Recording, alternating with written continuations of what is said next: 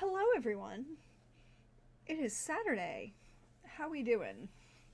I am your friendly neighborhood Prax. Welcome to the channel. Glad you could join me today.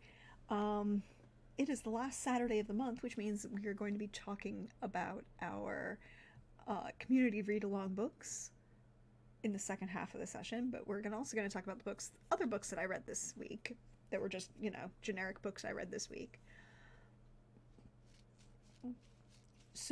But I want to see how you all doing. How are we feeling? Is there anything really interesting in your life? Excuse me. I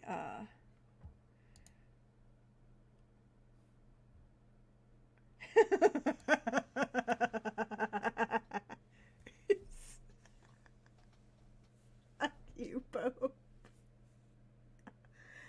So, Pope wrote in this comment, Pope says, "My friends are discussing Mr. Darcy, our favorite Fae. And this makes sense. Only..."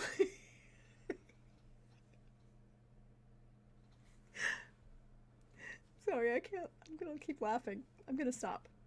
So, one of the things I've been looking at is getting books on bookshop.org. So, bookshop.org is a platform that allows you to order books online, but then have the proceeds of the book sale go to a local independent bookstore in your area or one that you just know of anywhere nationwide. I don't know if it's gone international yet, but it is a big growing thing in the United States, so yay. And I support this. But the other night, last week, after the Mass Effect game, there may have been a few of us on later in the evening, and I was just like, oh, I'll just, scroll through the fantasy section on bookshop.org and see what's there. And whoever is in charge of their tagging is very interesting in what they choose to tag as fantasy, right? Like fantasy novels. Because one of the things that got tagged as a fantasy novel is Pride and Prejudice, which led PB to saying, Mr. Darcy, my favorite Fae.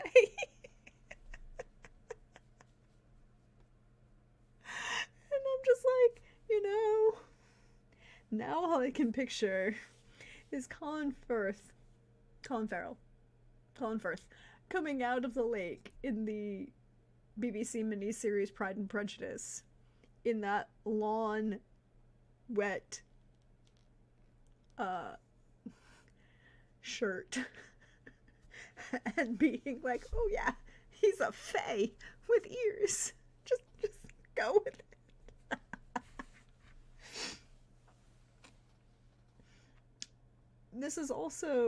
We also came to find out that apparently, I just have to share this because it is hilarious. Another book that was tagged as fantasy is this great novel, Crime and Punishment by Dostoevsky.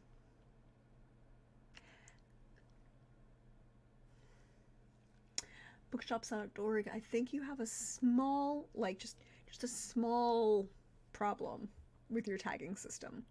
Because these are the tags on the Dostoevsky book on Crime and Punishment. Classics, crime, world literature, Russian, 19th century, literary, psychological, ancient, question mark, classical and medieval, question mark, Russian, former Soviet Union, general, fantasy, military, question mark, historical general, romance general, fair, short stories. Yes, Dostoevsky is a short story. Subject and themes, love and erotica.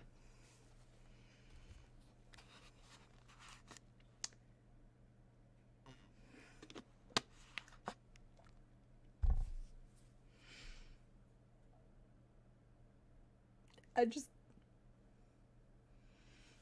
what is your definition of long?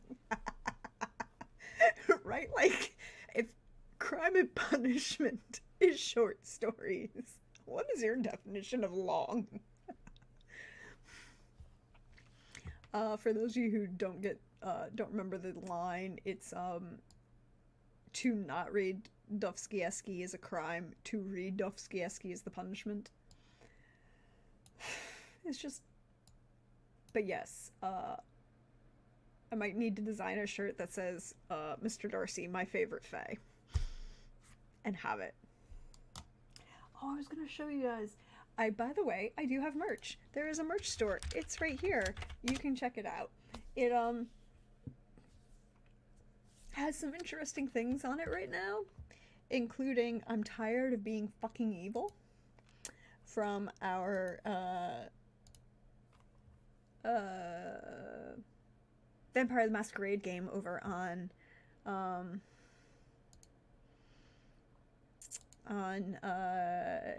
Wandering DM. So yeah, you can get a I'm tired of being a fucking evil t-shirt, which is very nice and very comfy and cozy, and hashtag can confirm it's very nice, or a mug even. But we're no longer talking about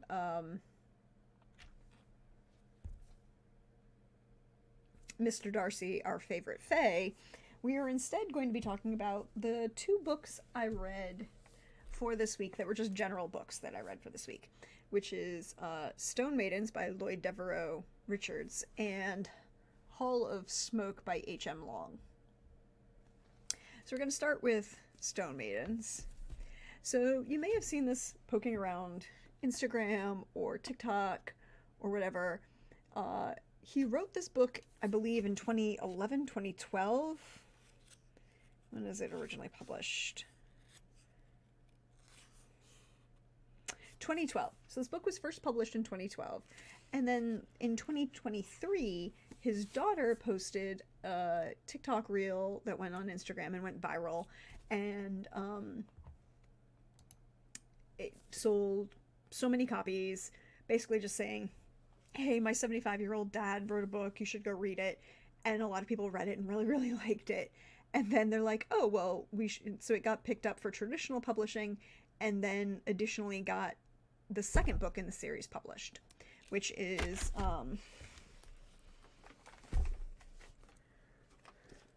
Maidens of the Cave. Sorry. Maidens of the Cave, which I haven't read yet, but I will read probably this weekend. Or this week. But this, and so it's a really, really kind of wholesome story about the publication of this book. This book is a really, really good thriller. I'm not going to give any spoilers away. I am going to say, however, I firmly recommend this. It's a very good thriller mystery. The main character is a woman who is a forensic anthropologist working for the FBI in Indiana, out of their Chicago field office, and it's dealing with a serial killer in the Midwest, and some very interesting things that she has to deal with to find that serial killer. It is slightly a dark book, because, again, serial killer. I wouldn't say it's quite as dark as Silence of the Lambs, but it is a really good thriller. I will also say that this book does a very, very good job of keeping the mystery very well. I figured out the red herring early, but that really meant that when we got to the final twist of the book, I was even more invested in it, because the twist actually worked really, really well. The plot worked really, really well. I felt the characters were both likable and at times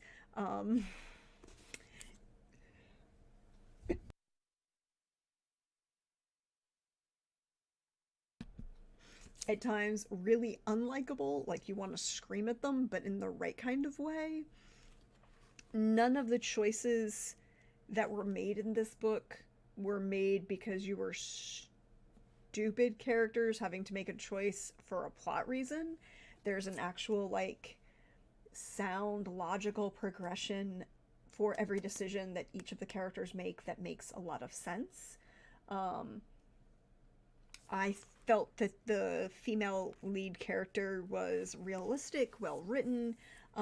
Sometimes male writers have a problem writing realistic, strong, quote unquote, female characters. Richards does not. Richards does a very good job of writing this character in a realistic way. There's a lot of discussion of mental illness in this book in a way that makes sense and isn't blaming mental illness for things, but at the same time showcases how others could be blaming mental illness for things. And I feel that that's very, very well done. And I will also say, read this book with the full knowledge that this is a thriller dealing with a serial killer in the Midwest and a forensic anthropologist. Content warning for blood, evisceration, and, you know, things. But yes, I really enjoyed this book. I really, really felt that this is a great volume. I got it out of the library, but I'll probably end up picking it up to just have. Partially because if you follow stone.maidens on Instagram or TikTok, that's his daughter's profile page that is helping him promote the book series. You will know that they got the publication deal for book 2, and book 2 was released in 2023, but because of the way things worked or didn't work, I guess they didn't get enough copies sold quickly enough, so no, they don't want to release the third book in the series, but at the same time he's under contract for the third book in the series, so it's kind of being held hostage by the publisher at the moment because of the way in which publishing works traditionally. So if this is it's one of those, I recommend, if thrillers are your thing, I'd recommend picking this up and reading it. If it isn't in your local library, I'd recommend them asking for it. I actually asked them to buy both of these books, and they picked them up, and I ended up first on the wait list. Yay! Which very rarely happens. But you know, if it ends up being like a thriller kind of thing, as a thrillers that you're into, I would just go ahead and buy them. They're paperbacks, right? They're not hardcover. You can, I guess, find them in hardcover in various stores and locations, but you know, just go pick up the paperbacks and, you know, help him make the sales numbers that HarperCollins wants them to make so that they can release the third book. I'm just saying. Release the third book, HarperCollins.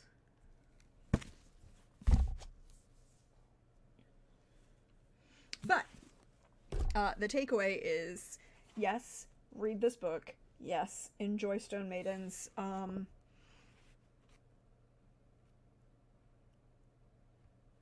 not going to give any spoilers because a lot of it is really, really well written to write the twists and turns in a way that is,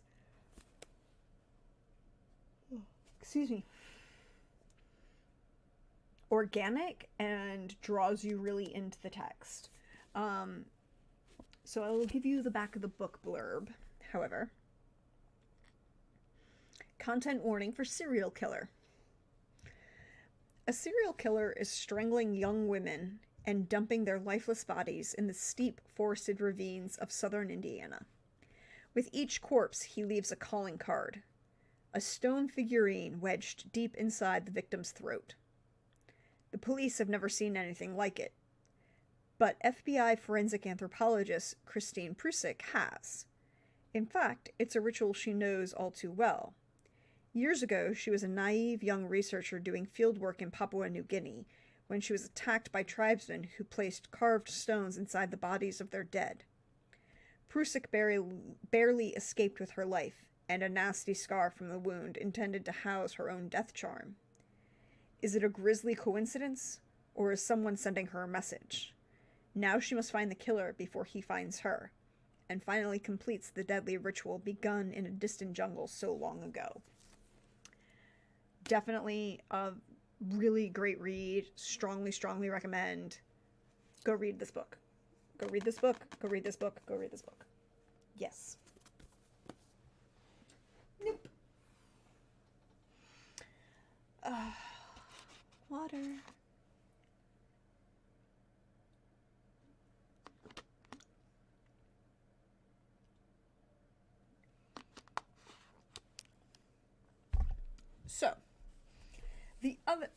So I will definitely be reading the sequel this week. That's Maidens of the Cave, and that is a direct sequel. And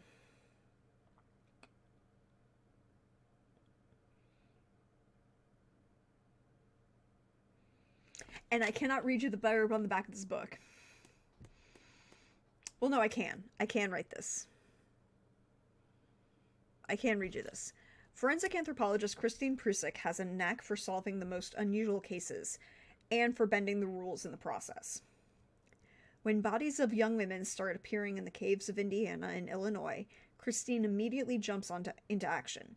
But her Chicago field office is undergoing a reorganization, and the boys' club at the top seems more interested in getting all the paperwork in order than solving the murders. Christine isn't going to let a little red tape stop her, and when she discovers that all the bodies have the same mysterious pin-sized bruise on the back of their neck, she realizes she'll have to confront her own inner demons to find the killer. So, looking forward to reading this. Will not be reading it right before bed because I know myself and I know how much of a vivid imagination I have. So, looking forward to it in the daylight.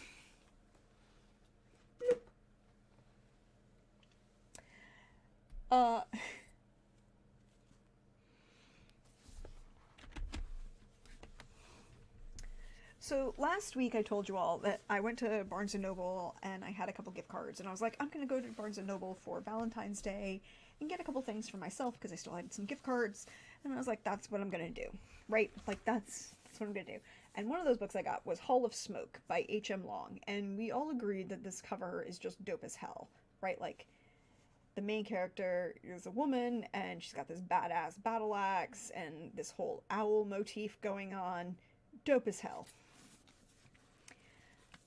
I took this to the gym and read the first 319 pages, first 2/3 of this book, right? Literally, first 2/3 of this book. Well, more than that, because the final three-quarters of this book, because it's only 417 pages long. So, I read 3/4 of this book in the gym in 2 hours. Or 2.5, because I couldn't put it down. It was literally that good.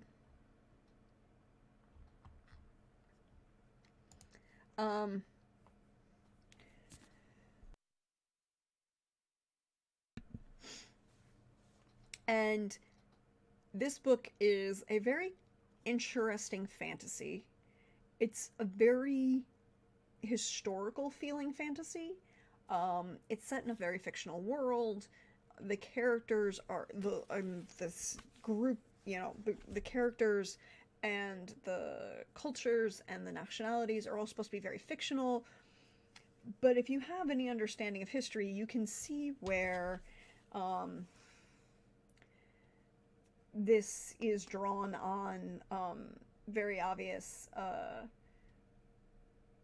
history in particular the Roman expansion into into Gaul and Germania, and the different cultures that are at war involved in that. And one of the things that this book does very, very well is the characters are realistic. They feel lived in, they feel real, they feel alive, and their arguments and fights and debates feel necessary is a word I kind of want to use.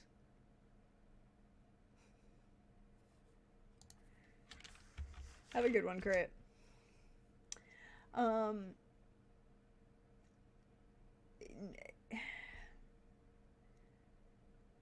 The choices that these characters make also feel realistic. Our main character is Hessa, and she is, well, according to the back of the book, Hessa is an Anagi, a battle-hardened priestess of the goddess of war, with the power to turn an enemy's bones to dust with a scream. Banished for disobeying her goddess's command to murder a traveler, she prays for forgiveness, but while she is gone, raiders burn her town to the ground. Grieving and alone, Hessa, the last Inagi, must find the traveler and atone for her weakness. As clans from the north and legionaries from the south tear through her homeland, slaughtering everyone in their path, Hessa strives to win back her goddess's favor. Beset by zealot soldiers, deceitful gods, and newly awakened demons at every turn, Hessa burns her path towards redemption and revenge. But her journey reveals a harrowing truth. The gods are dying, and the high halls of the afterlife are fading. Soon Hessa's trust in her goddess weakens with every unheeded prayer. Thrust into a battle between the gods of the old world and new, Hessa realizes that there is far more on the line than securing a life beyond her own death. Bigger, older powers slumber beneath the surface of her world, and they're about to wake up. Brilliantly written. I feel like this book did a fabulous job writing so well. The characters also has a brilliant map. As we all know, we love a good map here on the channel. Maps are good. Maps are good. Also has a fabulous glossary of names that's like 4 pages long at the back. Love a good glossary. Love when the author gives us these names and then gives us the context for what is happening. Now, this book does something very unique in my mind. The fantasy is very interesting. It's kind of like a low fantasy. All of the people who act with magic are priests of the gods, right? And they are the ones who, so there isn't really there isn't a lot of magic to be had, but at the same time there are gods who are walking among the world. There is a tension rising between certain northern tribes and the encroaching empire from the south. But the best part of this book is something that made my anthropologist heart just so happy. One of the things that people forget in the ancient world was the understanding that all of the gods of various groups were real and recognized, right? Like, the Egyptian gods were real, the Ethiopian gods were real. The Egyptians and the Ethiopians both acknowledged that their gods were real. The Greeks acknowledged that their Ethiopian gods were real. I mean, to the point that one of the reasons that at the beginning of the Iliad that the gods haven't been seen at Troy is because most of them have gone off to Ethiopia to have a big party. Like, that's literally in the text. And so in the ancient world, across Europe and the Mediterranean and further south, the reality was that the different cultures that existed, their gods all could exist at the same time. There wasn't any need to disavow these other gods' existence. That wasn't a problem, right? Like, it wasn't. You could have the Canaanite gods or the Persian gods or the, you know, gods of the steppes, or even the Scythians or the Greeks or the Romans or the Germans or the Gauls. Like, the existence of their god, like, the Romans never denied the existence of any of these territorial gods. That wasn't the point. The point was, when two cultures clashed and fought, it was also believed that the gods of those two cultures were clashing and fighting. So for a lot of these ancient cultures, the belief was, particularly, let's use the Romans as an example, the Romans did not care if you worshipped your local provincial gods, as long as you acknowledged that Rome's gods were better, because Rome conquered you, therefore the Roman gods conquered your gods. This was the belief that all of these cultures had. And this book, Hall of Smoke, does a brilliant job of highlighting that, of highlighting how it's not just cultures and people who are fighting each other, but the gods of those cultures who are fighting each other. And the winner isn't necessarily going to be about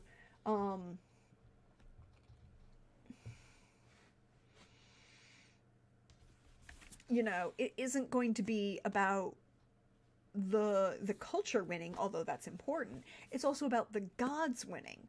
And this book, God, like this, it does a brilliant job of it, particularly with Hesse, who is a brilliantly complex and convoluted and character whose journey of both self-discovery and cultural discovery, like, Hesse is a war god, is a priestess of the war goddess from the northern barbarian tribes, and she kicks butt and take names. So Coldrake asked the question, how much clashing was there between the Greek and Roman gods, since they were almost, quote, the same? That attribution of similarities between the Roman and Greek gods is how to phrase this the right way. Some of it existed at the time, but most frequently it comes out of translations from the 19th century and the British, who are basically just saying, oh, these are exactly the same thing, and making the comparison, and saying that they were Greek gods and the Romans just appropriated them. Well, that's not actually true. What the Romans did is the Romans had their own gods, and then when they would go into a province, would frequently just say, oh, you believe in this god. Well, that's really just a different name for Jupiter.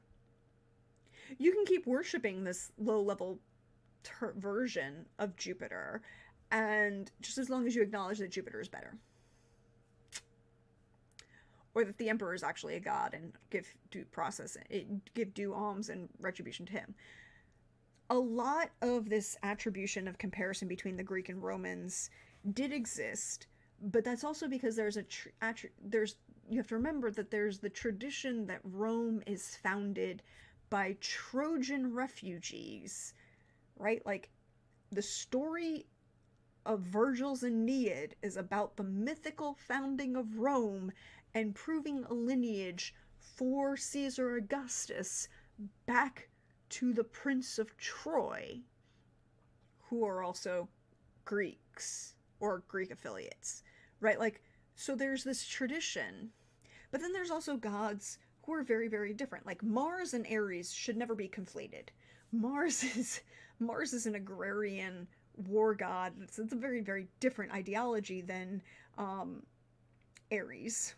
And the Romans thought of Mars very, very differently than the Greeks thought of Ares. And this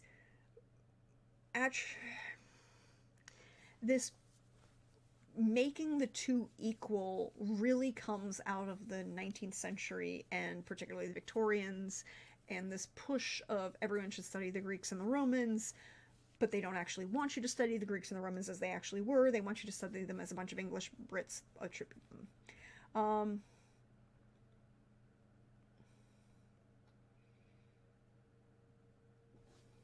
Yeah, but I mean, like, so when you consider something like the Bona Dea, right? Like the Bona Dea, the good goddess, is a mythology figure that occurs across various ancient mythologies and is attributed to eventually a bunch of different goddesses, culminating in the Roman period in Juno, and then also in Ishtar and in Persia, and then is taken during the early Christian period to have the same attributes as the Virgin. Hera is never attributed to the Bona Dea.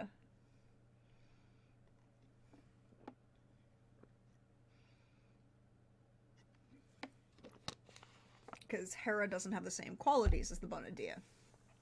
Hestia does, but Hestia has a problem where she's considered a virgin goddess. And this is where the problem comes in of making the equation between the Greeks and Romans so strong that you're like, well, what Hestia has, Vesta has, and what Hera has, Juno has. And you're like, that's not the way in which they thought of these things. A lot of the temples, and it was made even further complicated because when the Romans conquer Greece, they basically slap Roman names on a bunch of these temples for things that they think, are equivocal in a way that makes it easy for people to continue worshiping at the same temples that they used to go to for the same general reasons, but with Roman names on it, because Roman gods are better, theoretically.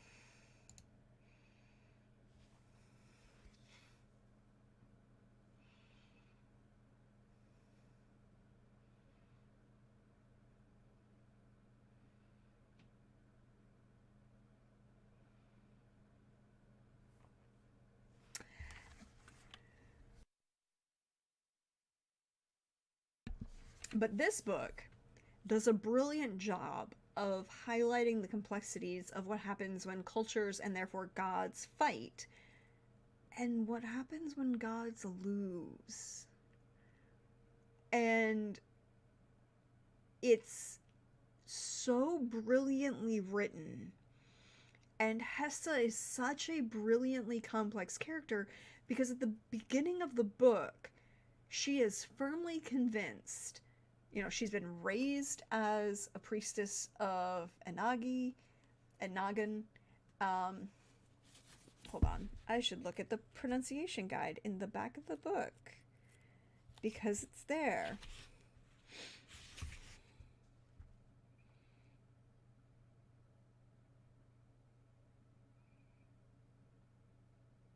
Enig. I think Enig. Enig. This is what happens when those of us who've never actually taken phonics are forced to look at phonetics. Sorry, for those of you who want to know how old I am, I was a child suffered through whole language. E-A-N-G. Pronounced capital E-E-N-G.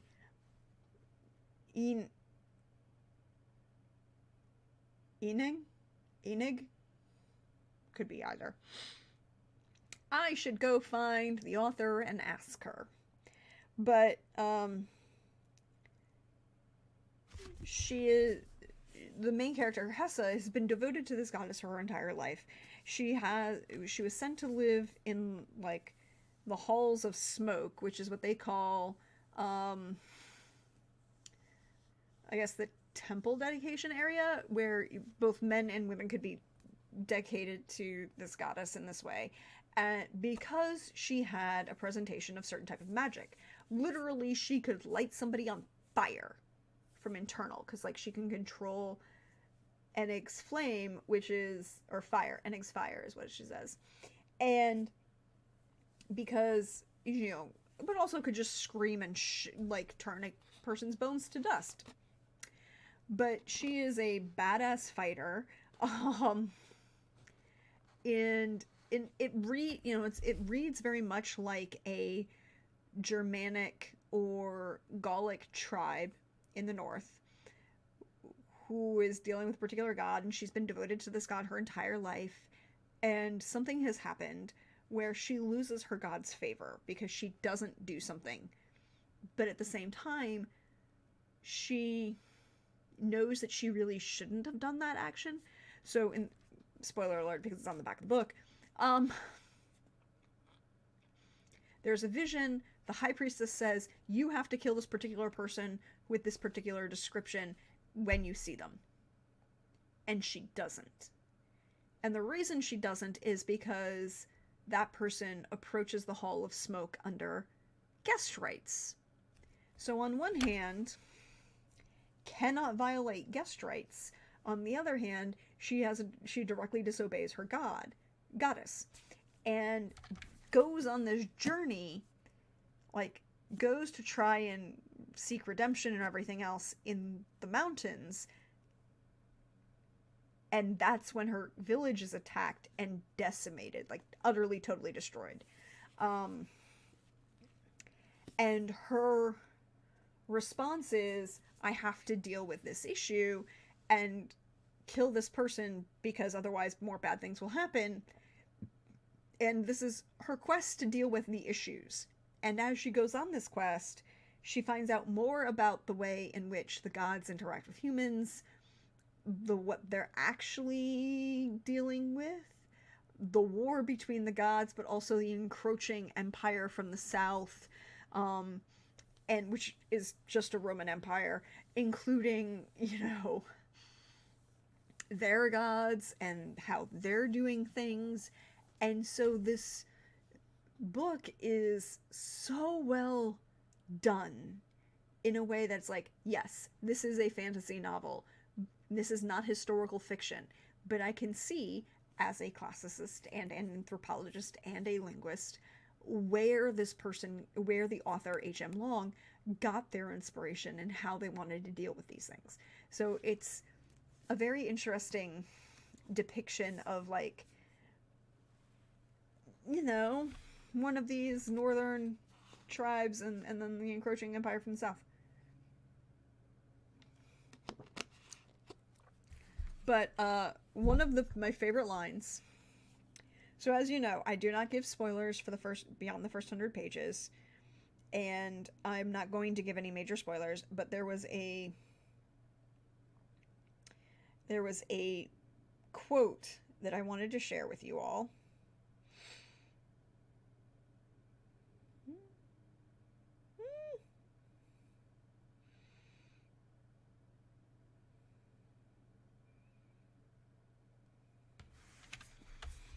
No, that's the quote from Stone Maidens. Where's the quote I wanted to share from you all? From Hall of Smoke.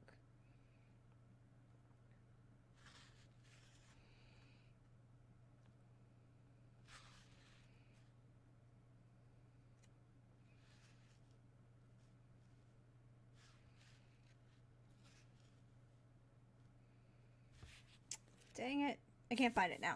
Anyways, but this is so... I firmly recommend. Definitely say you should go ahead and read it. And,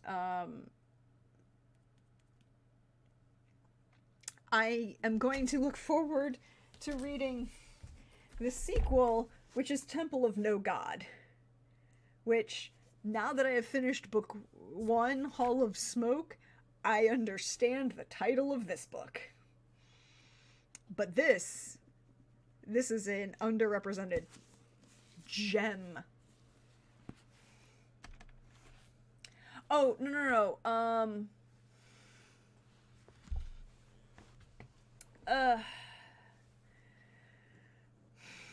Coldrake, I'm not talking about those kind of Germanic tribes. I'm talking about the actual original Germanic tribes that you talk about in the De Bello Gallico. Yeah. Not the Visigoths. Yeah. So you go from an owl on the cover of this one. You kind of have to look really closely to see the owl face in underneath the words Hall of Smoke, and then the moths on this one. And I'm like, I can't wait. I think it'll be very good. I'm looking forward to seeing what H.M. Long does in that way.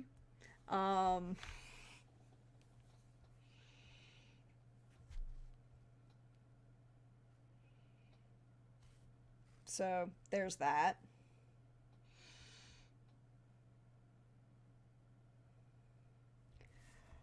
Oh, excuse me. Oh, excuse me. But yeah, I really enjoyed both of those books. I'm looking forward to the sequels to both of those. I think at the end of the day, I'm really going to enjoy the sequels, even just based on what little way I've read from the based on where things ended with book 1 of each of these series, right? Like Stone Maidens is a very interesting there is a definitive ending to the mystery. Like, you aren't left with, oh my god, who's the I don't know who the killer is at the end of book 1. You aren't left in that kind of way. But there are a lot of things that could be kind of further expanded upon, per se.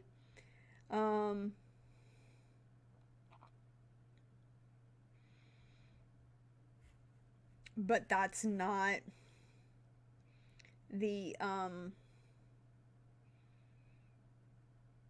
biggest concern. Like, the mystery is solved, you know the answer to the mystery, and then there are things that are going to be a problem in the future, perhaps, maybe just a little bit, just a tiny bit, just a tiny bit. And Hall of Smoke, when we get into Temple of No God, you have an ending to this kind of complexity, and then you're going to find out what happens next, and I can't wait.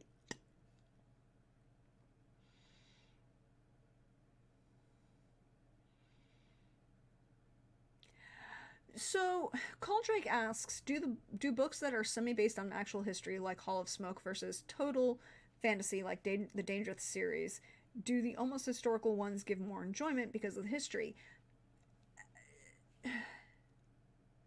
I don't think so. I think I judge each book going into it by itself. There are lots of books that are just straight fantasy that I really, really enjoy. Oath of Swords, we talked about a lot last week. That's one of my big favorites. And there's really no concrete historical connection there. I really, really enjoyed the Dangerous series, but I also really enjoyed Hall of Smoke. I think it's one of those, if you're going to draw as heavily on the history as Hall of Smoke does, you need to do it well for me to enjoy it. And Hall of Smoke does. So it's one of those, if you're choosing to go the historical fantasy route, which is a viable choice, you need to do it really well for me to be engaged with it. And I'm talking specifically about, and that also is going to apply to like historical fiction in general. Great writing and get it right. I will agree with that, Coldrake. One of the things I will also say is that Um, it intrigues me that Hall of Smoke is a first-person narrative, right? Like, it is a first-person perspective,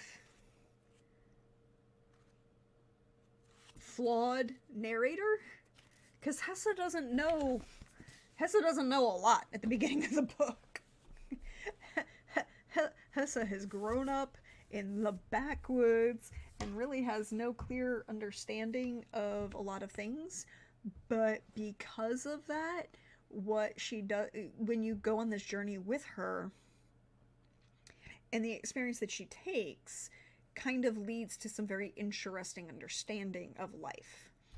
I have a curiosity now. Okay, I'm going to pull up Goodreads because I have a question.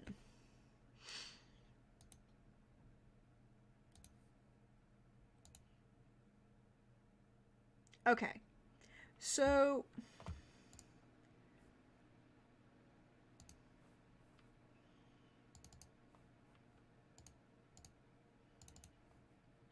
come on. All right. So this is the Goodreads entry for Hall of Smoke, right? 3.78. I would say it should be a 4, but that's just me. Now, 3,396 ratings, so lower on the rating scale, and only 741 reviews. No, it just didn't pop up correctly the first time.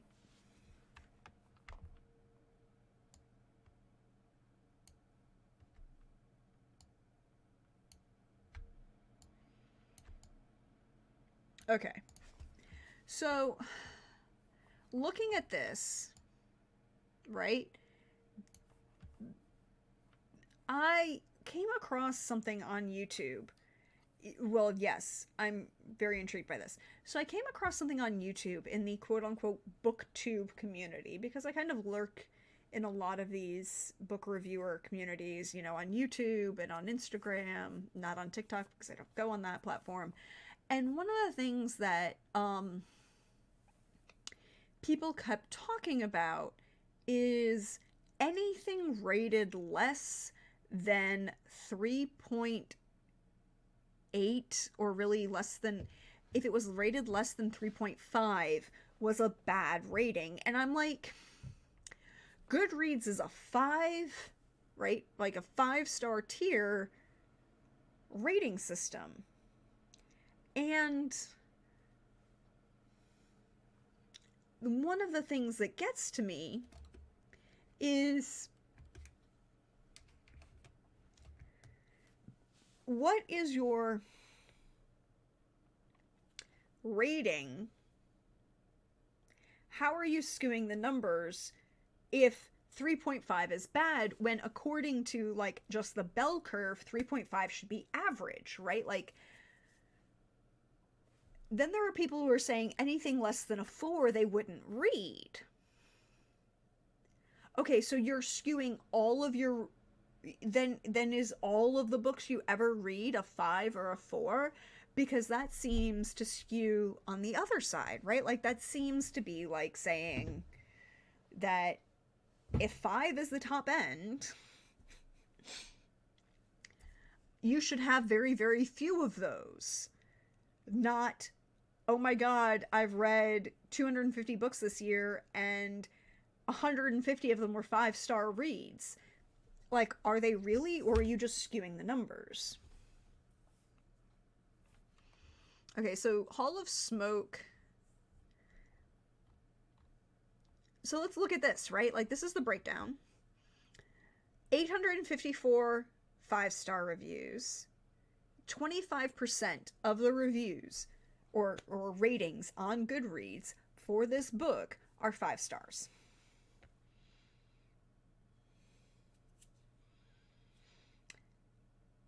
39% are 4 stars, 26% are 3 stars, and then the rest are 2 and 1 stars. I'm like, okay, I can see where if people aren't enjoying it, whatever. But why are you rating something and then coming out and saying, well, I won't read anything if it's less than 3.5 stars?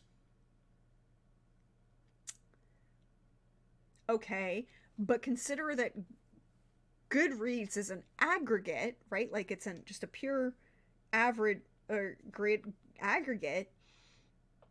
If it has fewer ratings because it is a book that not many people have read, then that means that the lower ratings are going to have more weight on the average than the higher. Like, it's just pure numbers game.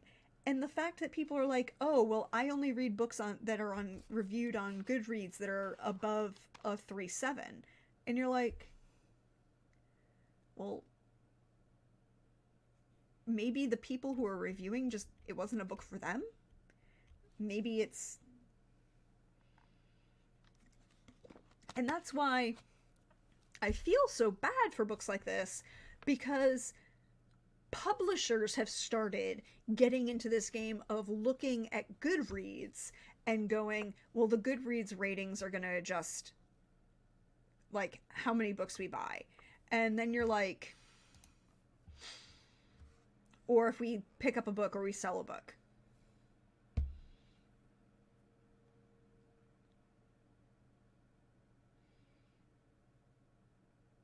Yeah, exactly. Like,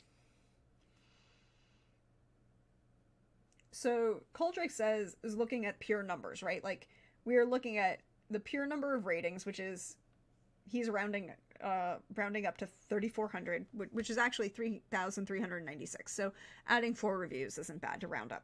So 300 out of 394, or 3,400, which is basically the 2 and 1 star reviews, right?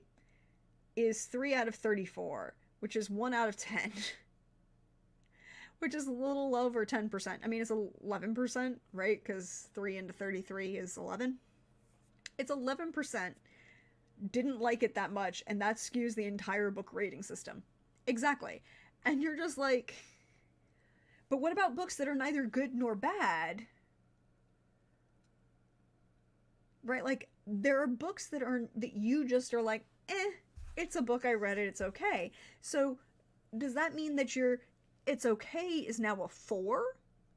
But that should really be your 3, right? Like, that should be your average. If 2 and 1 are telling you that there's actually something wrong with the book, that you did not enjoy it for some reason, that means that your higher end is skewed so out of whack that I don't know that I can trust you for anything. So let's filter these newest to first, right? In English. Let's stick in English, right? Just because.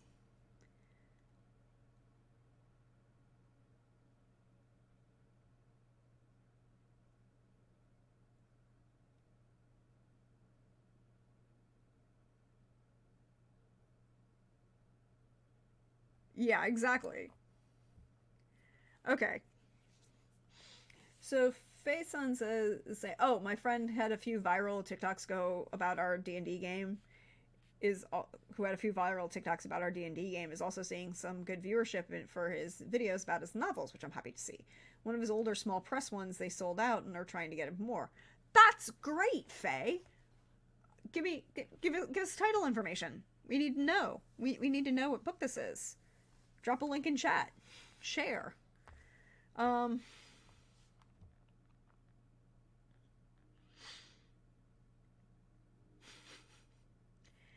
And this review right here pisses me off.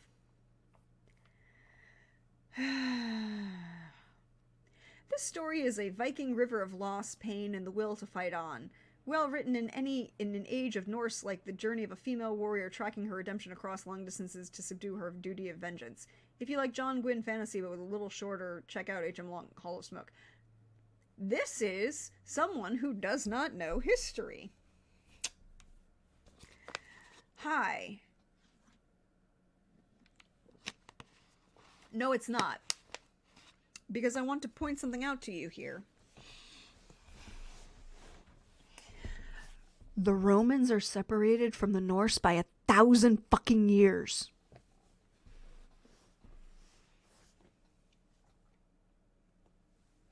Moving on.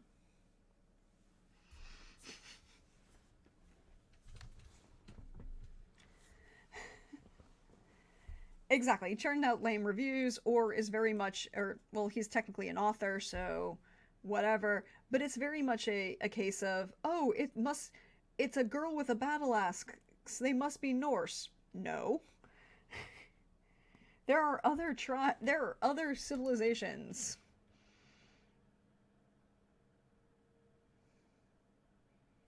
And here we go. A solid 3.5. Overall, I enjoyed reading. We'll probably pick up some other books from her.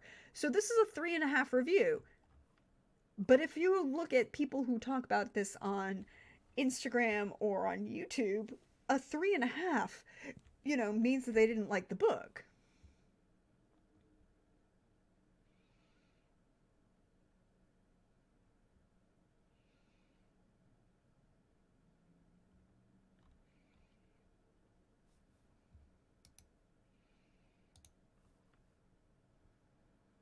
Okay, we're going to look at this book, by the way.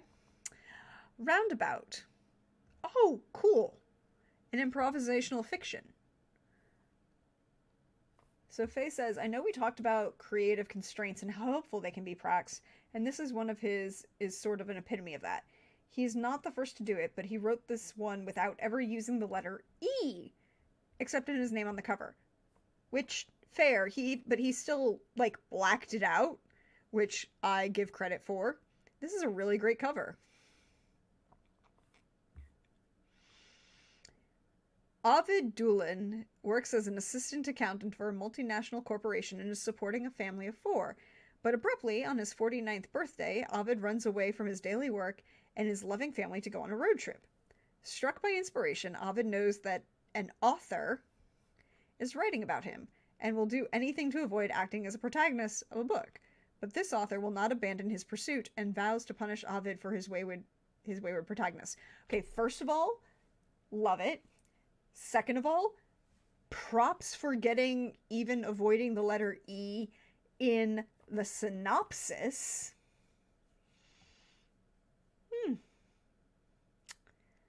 Very cool. Very cool.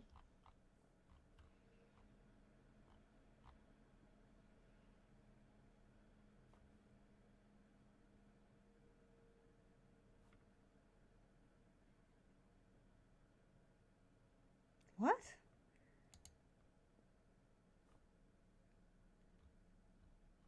Oh, well. Awkward people are awkward. His wife does the art for his covers, except this most recent because he thought it was important as Vietnamese office. Oh, good job. I'll have to look more into that.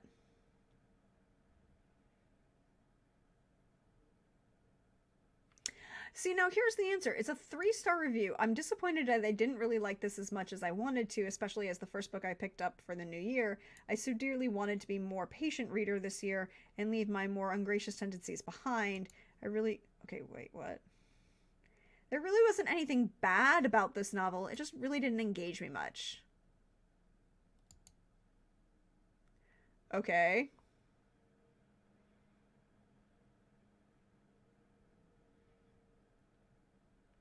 You really don't understand. I found this novel narrative quite repetitive, what with Nessa joining up with some crew, leaving or getting kidnapped, spending time with her kidnappers, escaping and joining up with a new crew or something she's met before, and leaving again and then meeting. Like, she's on it. You don't understand adult fantasy. Okay.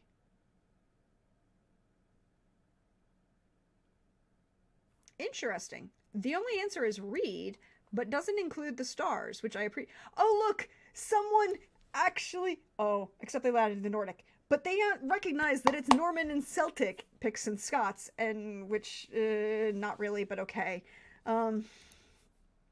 Closer. Okay, so this is a 2-star review.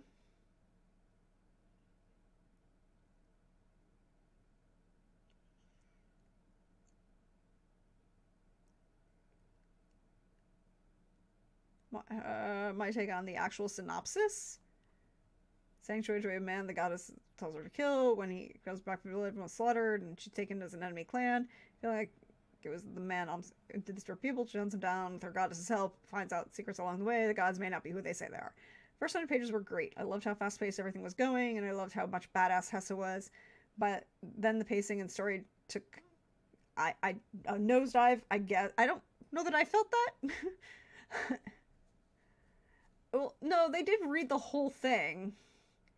I found myself caring about the characters less and less and was going ready to DNF around the 300-page mark. How could you...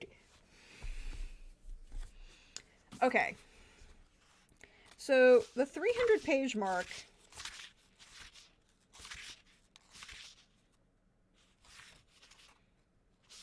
is this. Okay? This is the 300-page mark. You had... But this is also the point at which she kind of comes to the conclusion about what she's actually going to do and all of the things and makes her choices. So, okay. Your choice.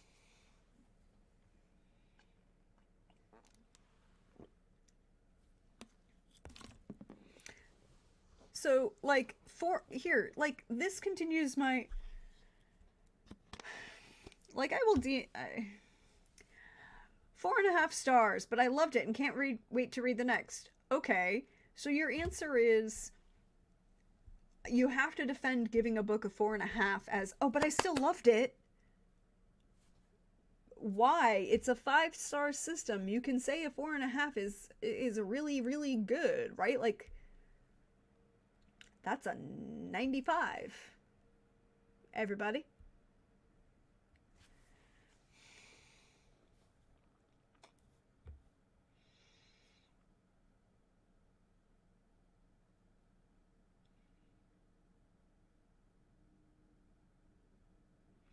Okay, so this person is, although I really enjoyed this book, it's not my favorite. Not gonna lie, if it were a different time, I could easily, one of my best books I've read, but I'm into different things at the moment. Okay, so this is...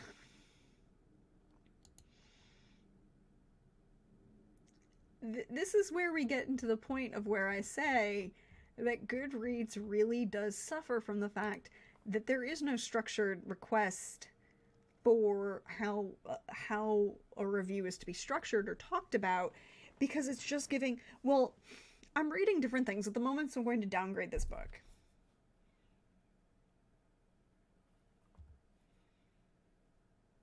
I don't understand that.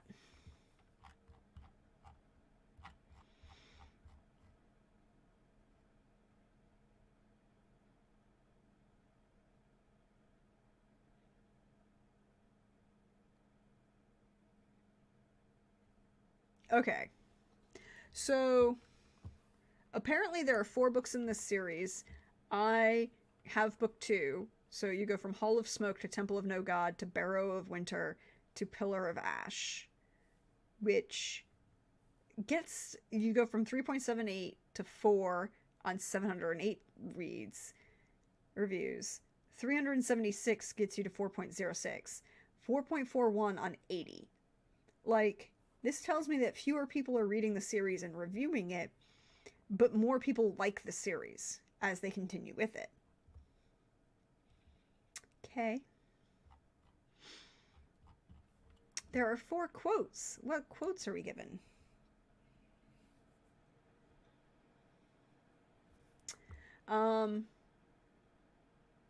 Kill him with claws like the beast you are, not at all. I mean, that's fair. The brave, the vengeful, the swift, and the watchful. The notion of an entirely male army and a female population who had never touched a weapon was foreign to me. Yes. Thank you, Hessa. So, is book 3 just out? Okay, so book 3 came out in January of 2023. And what about book 4? Pillar of Ash. It came out in January of 2024. So I'm not going to look at any of the reviews because I haven't read the other books.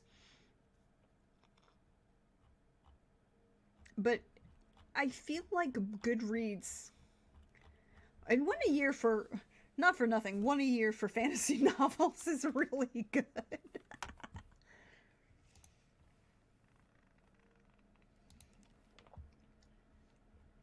Sorry, checking my messages.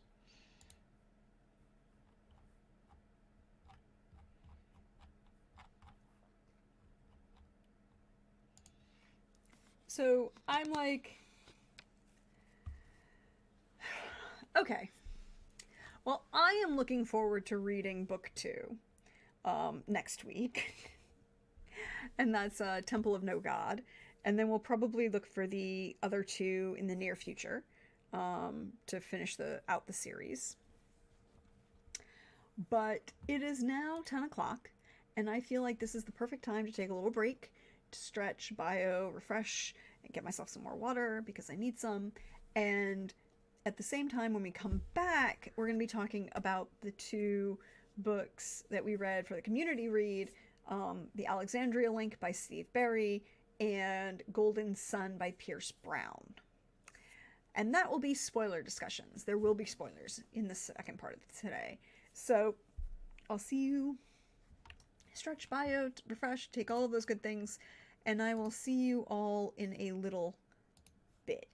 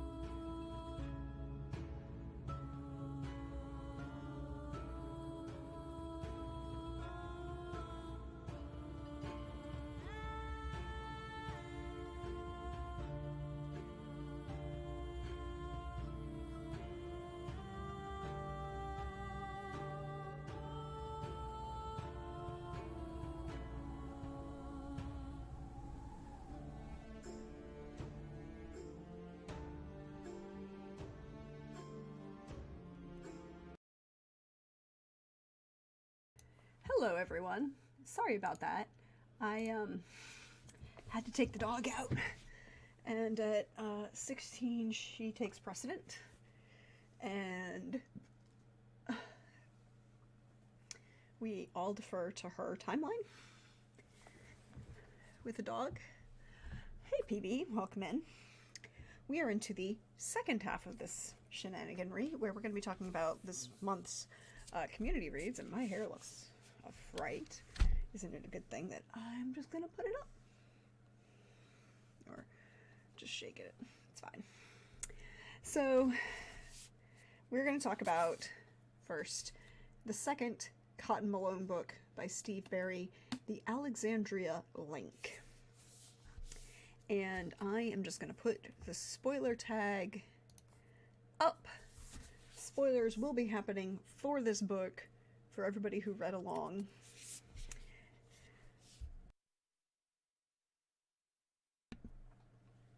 So, this book, I honestly had forgotten which book it was until I started rereading it, and then I remembered, oh yes, this one. This is the one. This is the one that's dealing with, the Library at Alexandria. Yay! But also dealing with, complexities around, Palestinian and Israeli,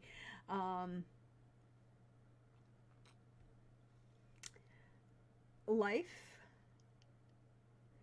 and, different ways in which different people talk about that. And I also, content warning for child abduction, murder, more murder, and questionable political choices. Going with that. We're gonna go with that. But this is the second book in the series of the Cotton Malone, and it is not my favorite. However, I do really enjoy this one. I think this is a book where Steve Berry is still trying to figure out what he wants to do with Cotton, and kind of messing around with some things. I feel like he's trying to, like, negotiate the human aspect of Cotton, as well as the history and the mystery that comes from that history that he's dealing with. And it gets better as it goes on. Some of the characters that show up in this are very much okay, I see where you're trying to go. I don't know that I like the portray, it's like the idea, don't necessarily like the execution. And one of those is Cassiopeia Pitt, who we meet in Templar's Legacy, and then we meet again in this book, and she'll actually be a recurring character throughout the series. I forget how many books she's in, but she's not in all of them, but she's in many of them.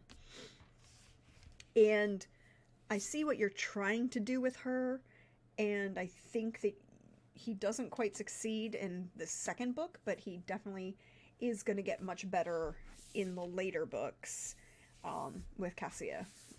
I think she's an interesting character. I think we can all agree that if you read this book, you hate Pam with a fiery flaming passion through 99.9% of this book, and then you get to the end and you're like, well, okay, I don't hate you, I just can't stand you and want you far, far away from me and Cotton and pretty much anybody sane.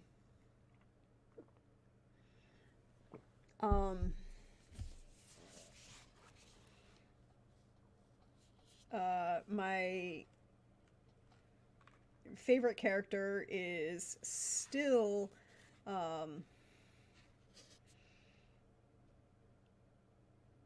Heinrich Thorvald's son, the philanthropist, rich Dutchman. Hello, Hawkeye, welcome in. Thank you for that raid. I really appreciate it. How are you doing? How is the end of the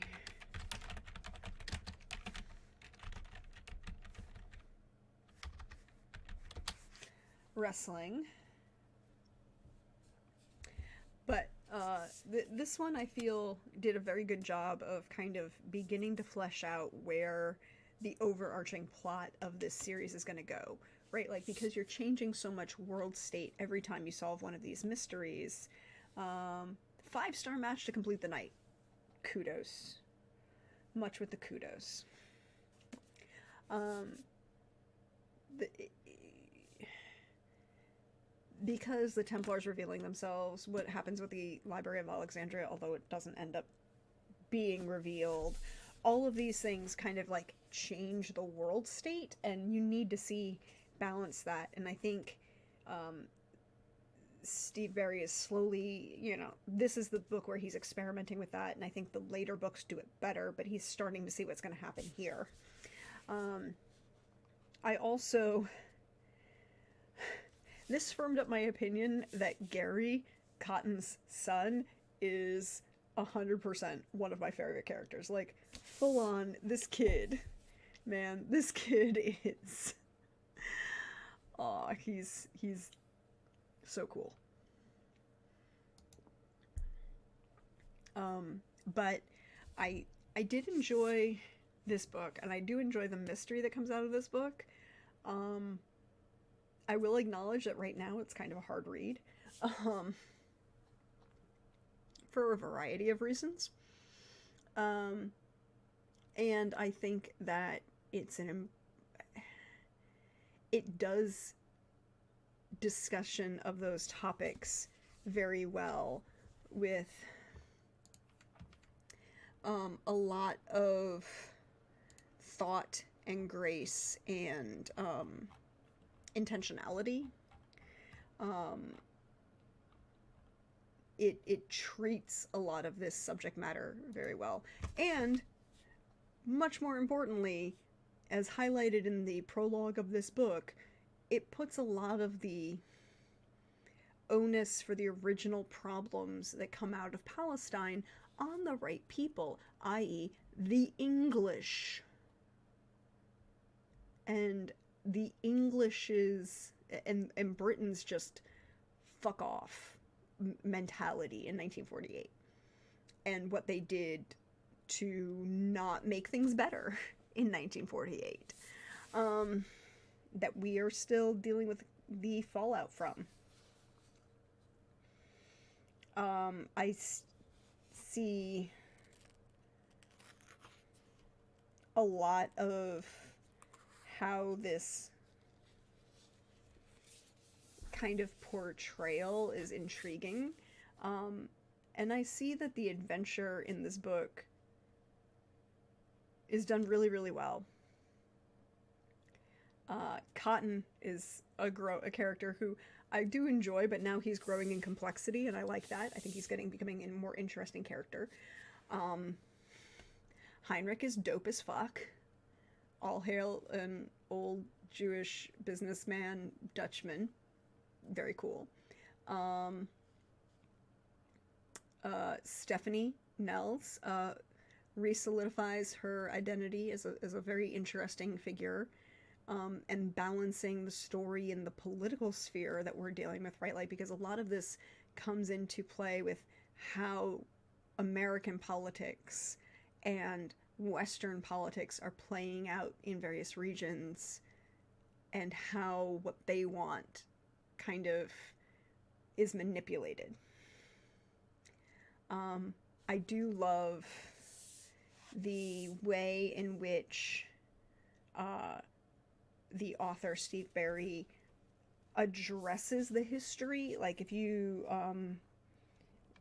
the whole last chapter, the writer's note, right? Like,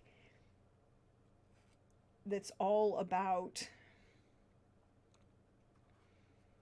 the, just writing things out and just giving you the history, pointing out where things aren't known, pointing out where we do know things. That is so well researched and so well written. Also, I love reading the writer's notes in the back of these books because it's just snarky. They are full on snark.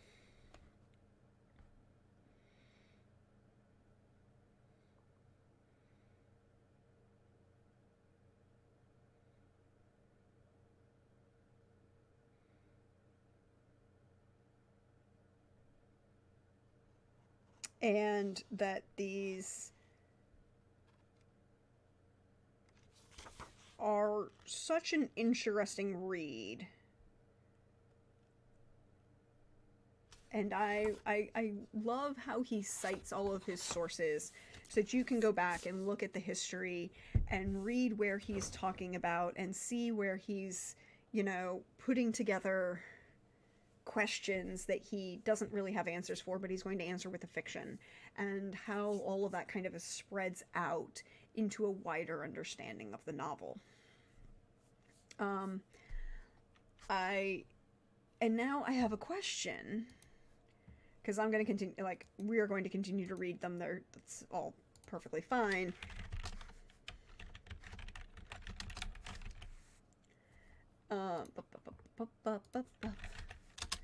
Because the next book is Venetian Betrayal, which is about Alexander the Great, and it's one of my favorite books in the series. But my question is, okay, so Goodreads average rating out of 41,000 ratings, right? Almost 42,000 ratings for Alexandria Link is 3.94. I feel that that's a really good, like, that's a good number for this book. I think it's a little, you know, a good read. And it really comes down to 1% of the writings. But let's look at the newest, right? Let's look at the...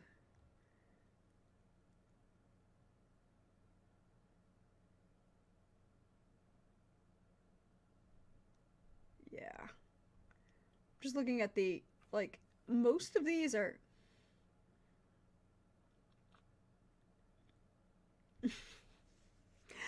This is a review by somebody who thinks that they need to justify their writing.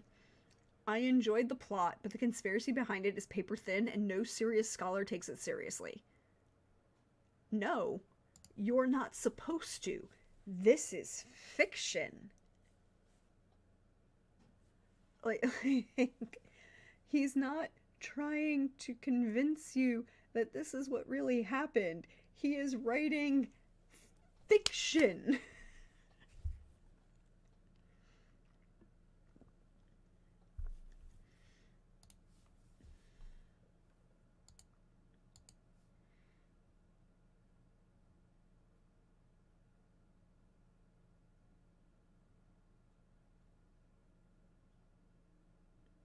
Okay, so here's the line.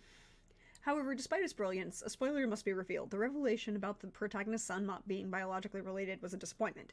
This unexpected interjection, while impactful, did not serve the narrative well and slightly distracted from an otherwise perfectly crafted novel. Okay, so the fact that Gary is not Cotton's biological son is revealed on page... Okay, well, we've got the prologue, right? Like, prologue, and then we get part one. Part one.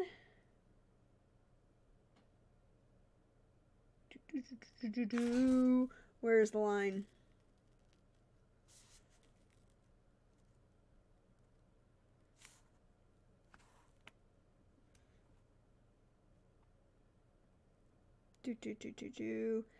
Page 11. The actual third page of part one.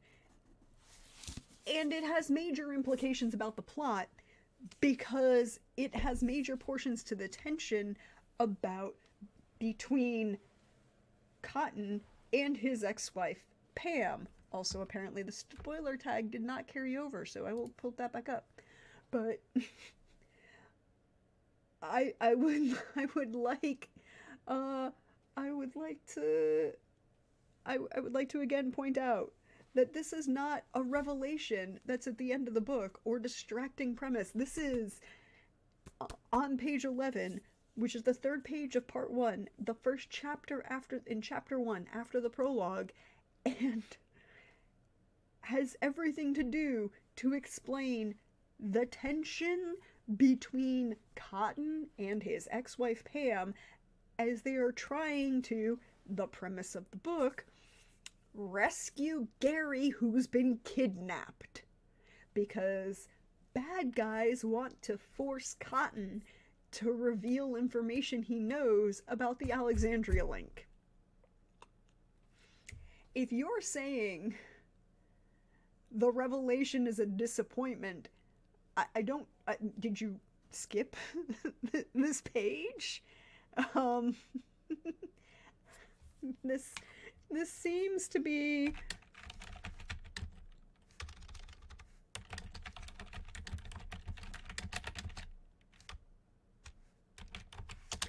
a thing that perhaps you should be more aware of.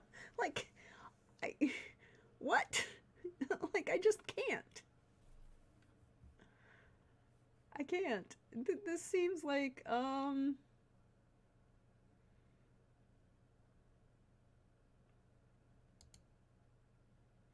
yeah, exactly. It's like, did you read this book? Because the next time that this point about Gary not being Cotton's biological son comes up actually does come up in the next chapter, where they have a massive fight about, and Pam accuses Cotton of being slow to deal with the thing because Gary is not his biological son. And he wants and Pam accuses Cotton of wanting Gary to die. And you're just like, no, bitch.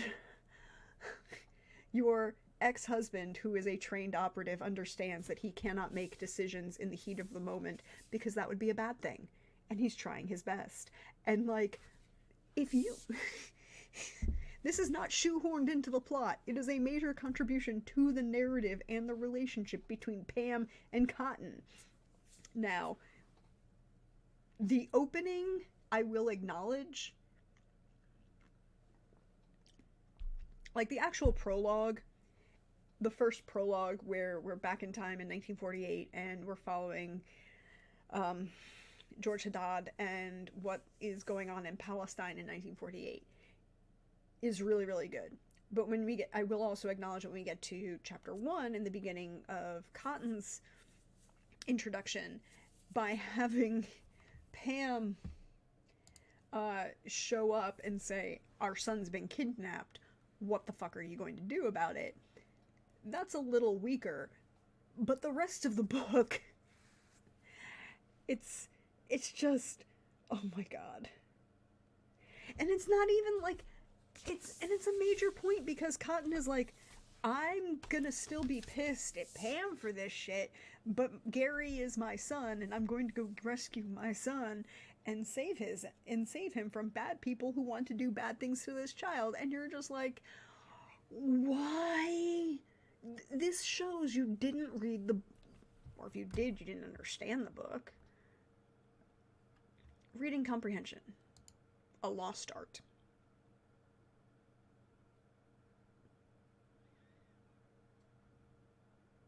That's a spoiler.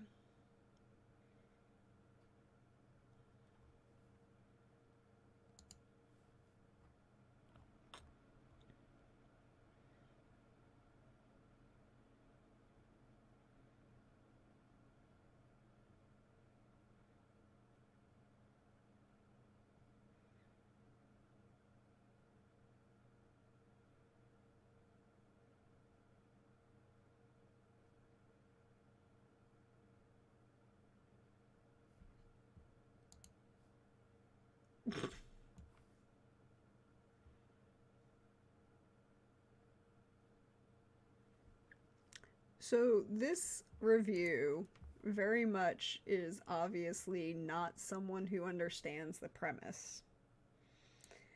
Because I'm sorry, I'm quitting this series. As with the previous book, involves discovering information that can cast doubt on Bible events. And the characters spend way too much time discussing and debating this rather than actual action. I've read a lot of books involving biblical subjects, archaeology, etc., and this seems to be more like a forum to get the author's radical ideas across. No.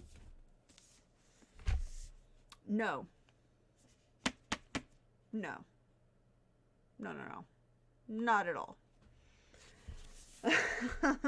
Particularly the Alexandria link, which is literally about the Library of Alexandria and people who don't want the information that might be in there. Yeah.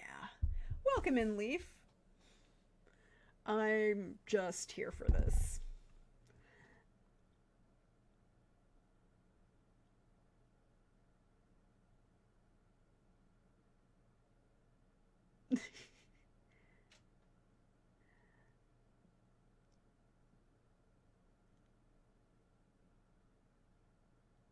Okay, and of course, I was not impressed with the narration of the audiobook.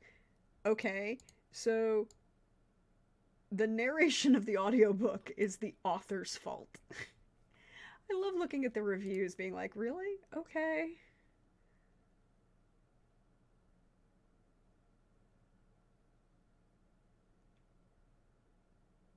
Yeah. No, it's not, actually. This book is not anti-Israel, anti-Semitic, or anti-Jew. Um, it does point out a lot of historical accuracies about things that are going on, and rightly points to a lot of the blames the tensions that are and problems that are currently going on in Israel and Palestine on the English. It's not anti-Jew. Um,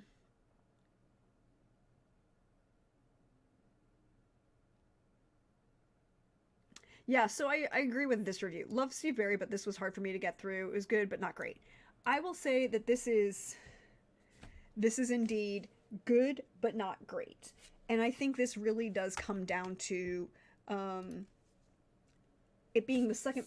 I think this book has second book syndrome, right? Like, this is not the second book Steve Berry wrote, but it's the second. It's the first time he's done a series, and this is the second book in that series. So I think this is the first time he's trying to work out what effects would the previous book have on the current world state in this book. How are we going to carry over current characters? What are we all going to do with that? And I think this really is a good history mystery, and then also a good kind of play on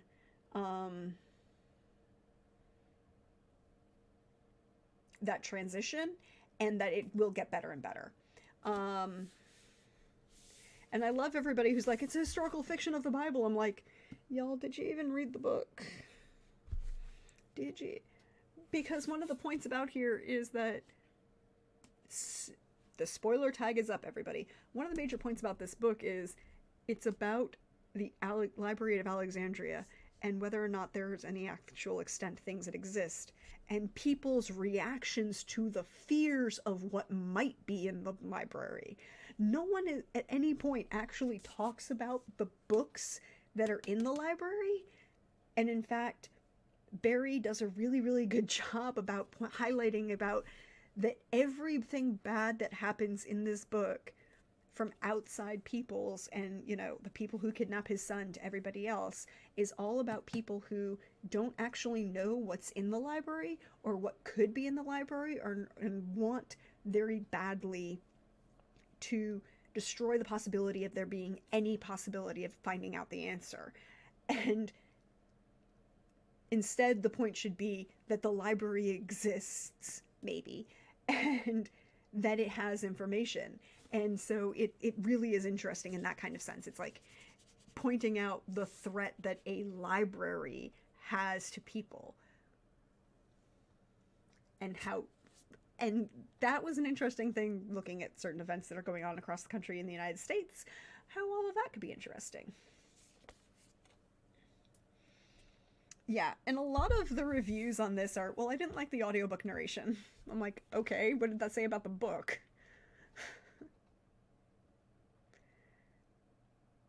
And so many people are like, it's anti-Bible and anti-Israel. I'm like, no.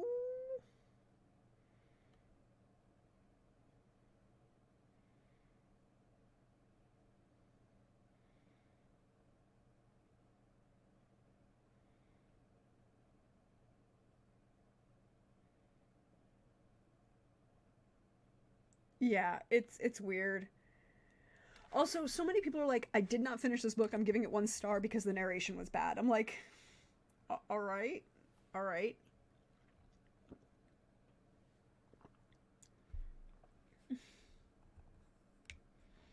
But again, this is book 2. I will definitely agree with people say that this is not his best work. I think it's a good, solid book, and we'll definitely be interested to see where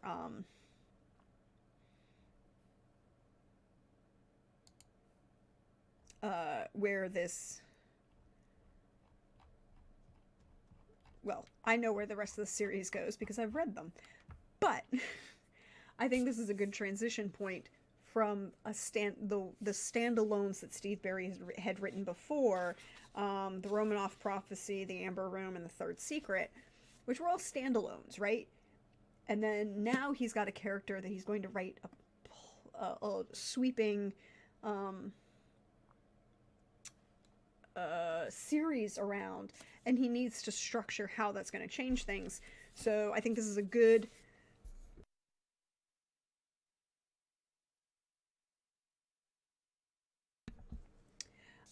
I think this is a good transition, a good start. Good, but not great. Next month, March, we're going to be reading the 3rd book in the series, which is The Venetian Betrayal. So we'll come. Let's answer this question before we get into the Venetian Betrayal. So Hawkeye asks, so Prax, is this author trying to be the next Dan Brown, or is his own writer? I personally think that he is his own writer. And while the first 2 books in the Cotton Malone series tangentially deal with early Christian period historical mysteries, he had written 3 other books beforehand, which are the Romanoff Prophecy, the Amber Room, and the Third Letter.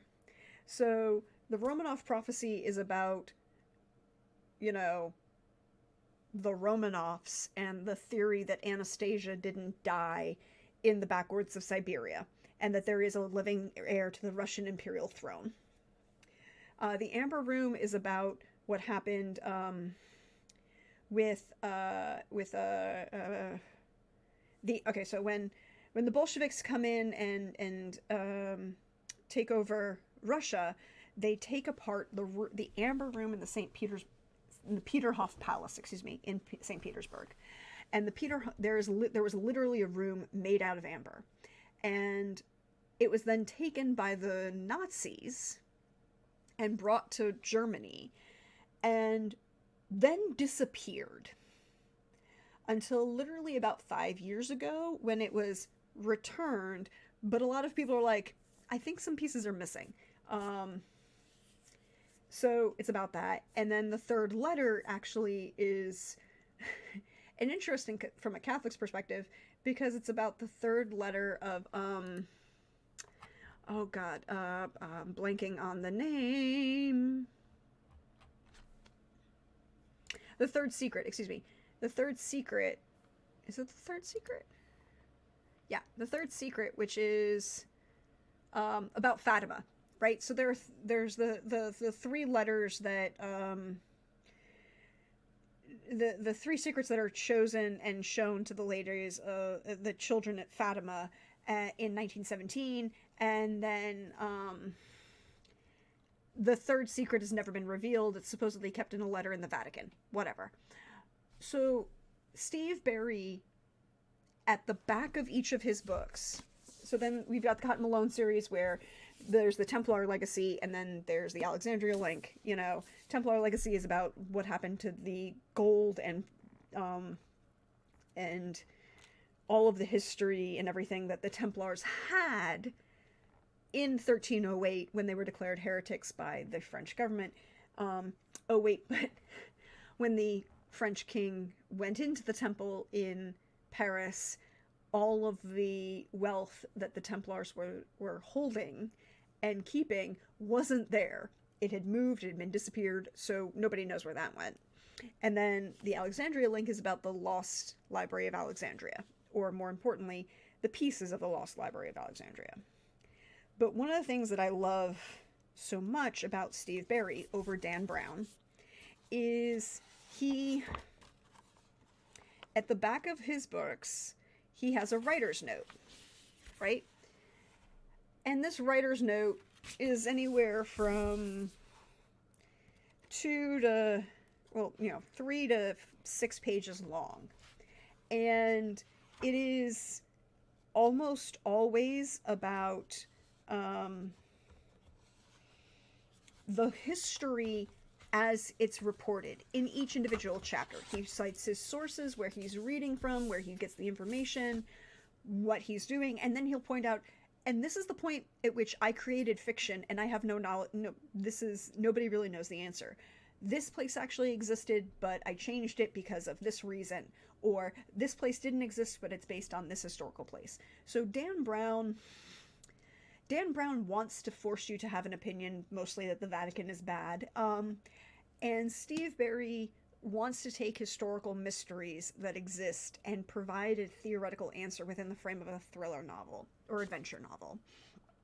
And I think he does it very well, and I think he's very, very good about pointing out the dividing line of, I created this because it's great fiction, I've been here, these places really exist, this place doesn't, this is based on this place, and he does a very, very good job of making that distinction between history and fiction. Yeah, Dan Brown wants to rewrite church history in ways that, like the argument about whether or not Jesus of Nazareth, the historical figure, may or may not have had a romantic relationship with Mary Magdalene, is an interesting debate to have. But the more interesting point to point out is Jesus of Nazareth would have been 33 years old. He probably would have been at least engaged, if not previously married, based on the historical time period in which he was living and the cultural norms of his society.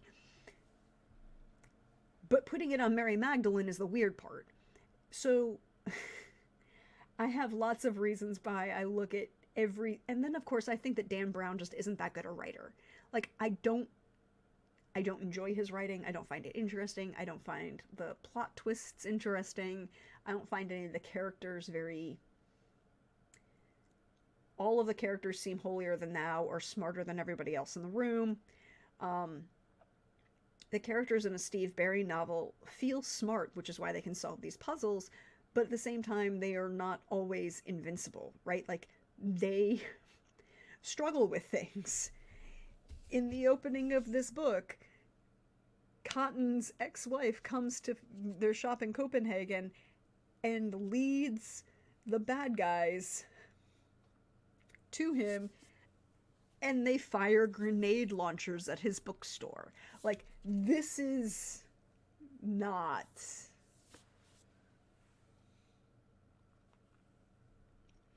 Yeah, if you weren't impressed with Dan Brown, I think you would enjoy Steve Berry. And I think part of that is the fact that Steve Berry had a very professional and lucrative career as a lawyer before he became a writer of fiction. And part of that meant that he had to do a whole lot of research in his work as a lawyer. And because of that, his books are very well researched, and you can feel the research that goes into them. And like, do we have any easy here? They're not, it's not in, there isn't one in this book, but in like Templar's Legacy and a couple of the other books where it relies on like grave markers being reinterpreted, or what would have, like, there, we know that there was this 19th century cipher on this grave marker, and he recreates the image in the book, and you can see it, and he's like, this is what it actually has. And then when you get to the writing, gets to an end, and you get to the back of it, you can, the writer's notes, he's like, no, this is an actual grave marker and is actually existed. No one has ever actually decoded it. This is why we can't, and blah, blah, blah, blah. And I would not say, and I would agree, Hawkeye, that Barry is very much not looking forward. He's not having an agenda. And in fact, so after Alexandria Link, next month we're going to read the third book in the Cotton Malone series, which is The Venetian Betrayal. And proof positive that we want to get away from the destroying Christianity mythos that apparently people on Goodreads have about the Cotton Malone series. In 323 BC, having conquered Persia, Alexander the Great set his sights on Arabia, then suddenly succumbed to a strange fever. Locating his final resting place, unknown to this day, remains a tantalizing goal for both archaeologists and treasure hunters. Now the quest for this coveted prize is about to heat up, and Cotton Malone, former U.S. Justice Department agent turned rare book dealer, will be drawn into the intense geopolitical chess game. After narrowly escaping incineration in a devastating fire that consumes a Danish museum, there's a lot of fire around Cotton, I've noticed. Lots of things just end up on fire. Cotton learns from his friend, the beguiling adventurer Cassiopeia Vitt, that the blaze was neither an accident nor an isolated incident, as part of a campaign of arson intended to mask a far more diabolical design. Buildings across Europe are being devoured by infernos of unnatural strength. And from the ashes of the USSR, a new nation has arisen. Former Soviet republics have consolidated into the Central Asian Federation. At its helm, Supreme Minister Irina Zhovstina, a cunning despot with a talent for politics, a taste for bloodsport, and a single-minded desire to surpass Alexander the Great as history's ultimate conqueror. Backed by a secret cabal of pawnbrokers, the Federation has amassed a harrowing arsenal of biological weapons.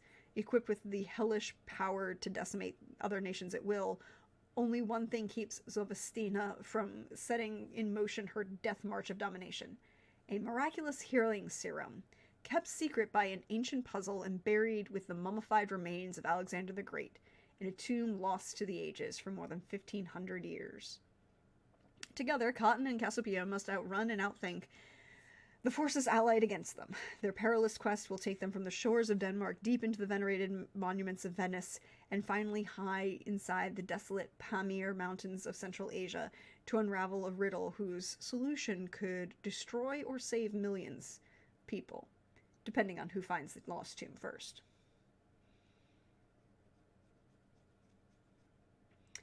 Yeah, so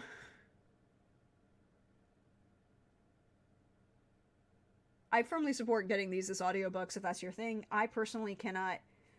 Ooh, are these better than Clive? Oh, Lysander coming in with the hard questions. I think that Steve Berria is a good inheritor of Clive Cussler. And I think he is a better writer for action sequence.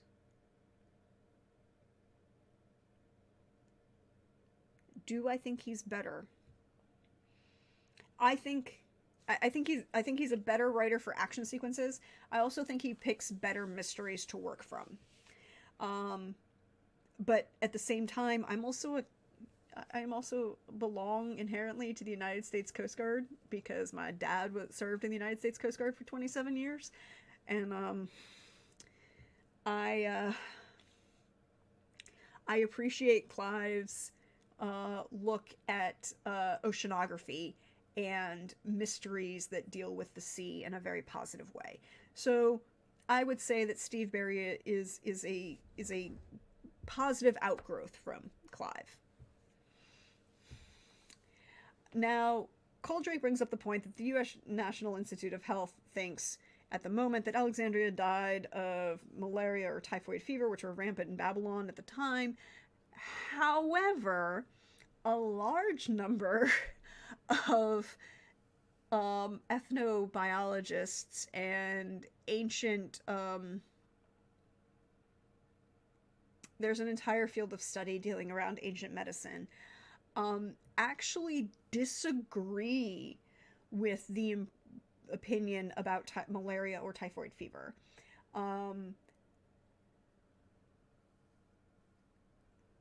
I know a few people who believe actually that the answer should have been that there are some people who there are some like medical historians who say that a lot of the symptoms seem like a variety of tetanus versus that he could have gotten. And there's the theory that he caught something in India. Well, the actual timeline is he gets to India, he gets ill briefly, like for 24 hours, gets better. Hephaestion dies of something. And then on the way, the death of Hephaestion basically breaks him, and he has no desire to continue on conquering India. So Alexander returns back to Babylon under support from the Greeks at the time and the Macedonians. When he gets back, he's at a party. And at the party, he drinks and suddenly gets ill, and dies in like less than 24 hours after getting in. There are some people that subscribe to the assassination plot. There are some people who say it's West Nile encephalitis, which isn't as popular. I personally lean towards the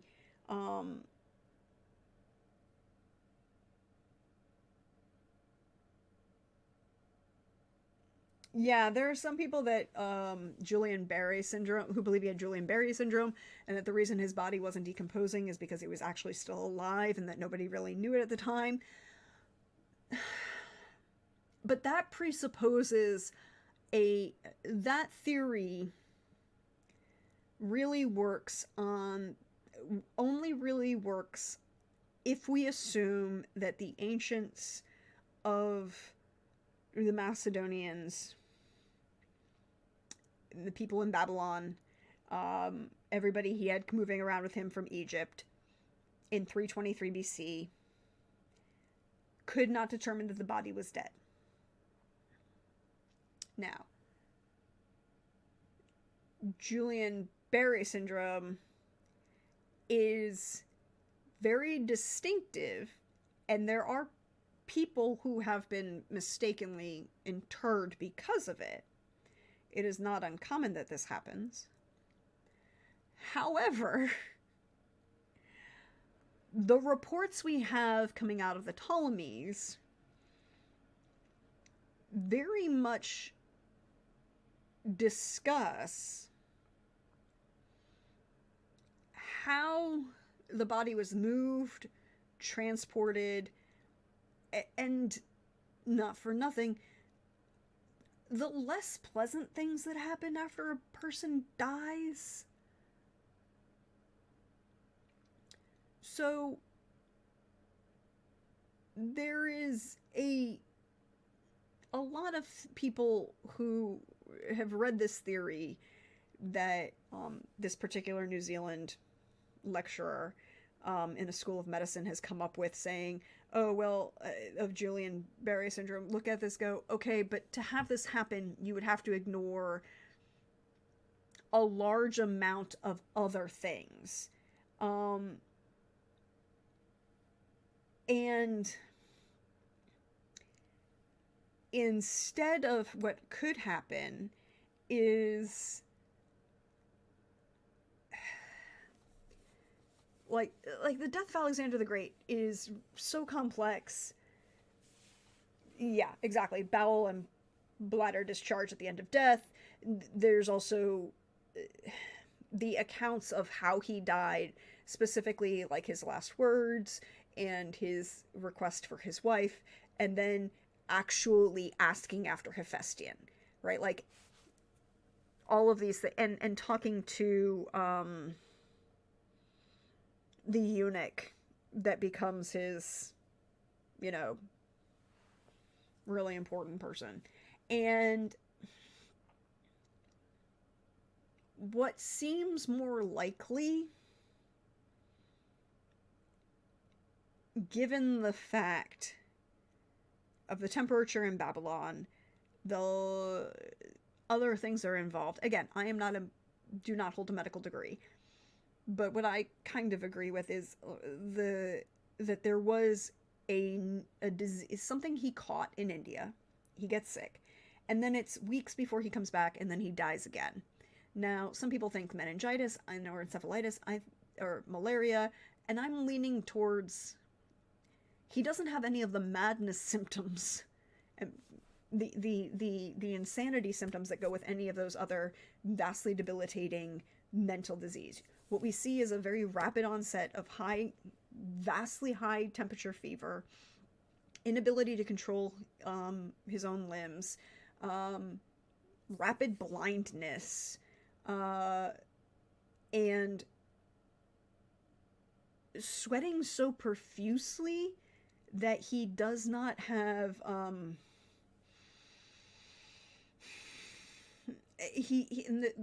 there's a notation that's made by Ptolemy, right? Because that's the thing, is like at the end of Alexander's life, his empire is divided. It is not given to his son, well, because his son is technically not born yet. His son is born like 3 weeks after he dies. His wife is very pregnant at the time, but whatever. She's not important. She's just she was not in the power structure. But the three major generals divide the territory of Alexander the Great between themselves. And Ptolemy, and then there's the fight about what to do with the body. And that's literally what happens, is they put the body in a casket and they're moving around where Alexander the Great is, which is why nobody knows where he's buried. We know he dies in Babylon, and we know that Ptolemy at first was going to take him back to Macedon, but then he's hit by a raider by one of the other generals who takes him away, and then the third general comes in. This is like, we're coming through all the way. So nobody knows where Alexander the Great is. But measles, meningitis, malaria, all of these kind of have simple diseases, could have had these effects. However, one of the reasons why most people agree that it wasn't malaria, meningitis, or measles is none of the other members of the court get sick or die. Right? Like, only Alexander gets sick. He gets sick immediately at a large party, at a large dinner. There are 100 people there. Many people who are sitting right next to him. We know that he had gotten sick, that there was malaria amongst the army, but the population proportion was just the Macedonians did a very, very good job of keeping these very virulent infectious diseases cordoned. Like, we knew that the malaria existed and meningitis existed. Sorry, I didn't mean to hit the mic. Amongst the army.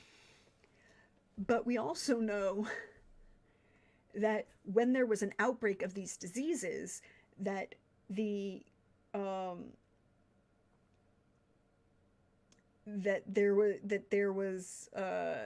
when there was an outbreak of these diseases, they did a very good job of quarantining, treating. Some people got better, some people didn't, but they did a lot of these other things. So it's why for a very long period of time, and even at the time at the time, a large number of people believed that Alexander was assassinated. There is also a subgroup that believe that Alexander committed suicide because he couldn't stand to live without Hephaestion. I don't know that that's true. Maybe, but I don't know. Poison or assassination is very likely, but given how rapid, and then the fact that the symptoms that occur are very disjointed, or at least the reports of the symptoms that we have. Because again, we don't have his body. No one has found his body or his physical remains. We don't know what he actually died of. And the basic procedure was to give charcoal just in case, or a silver pin in wine because the silver would react to most of the most common poisons. So this is why I agree with some people who go that it could be a variety of tetanus. Like an infection. Because again, he got sick, he got better. Hephaestion dies of some disease that's similar to the symptoms that he had in India. And then he gets sick again and dies. And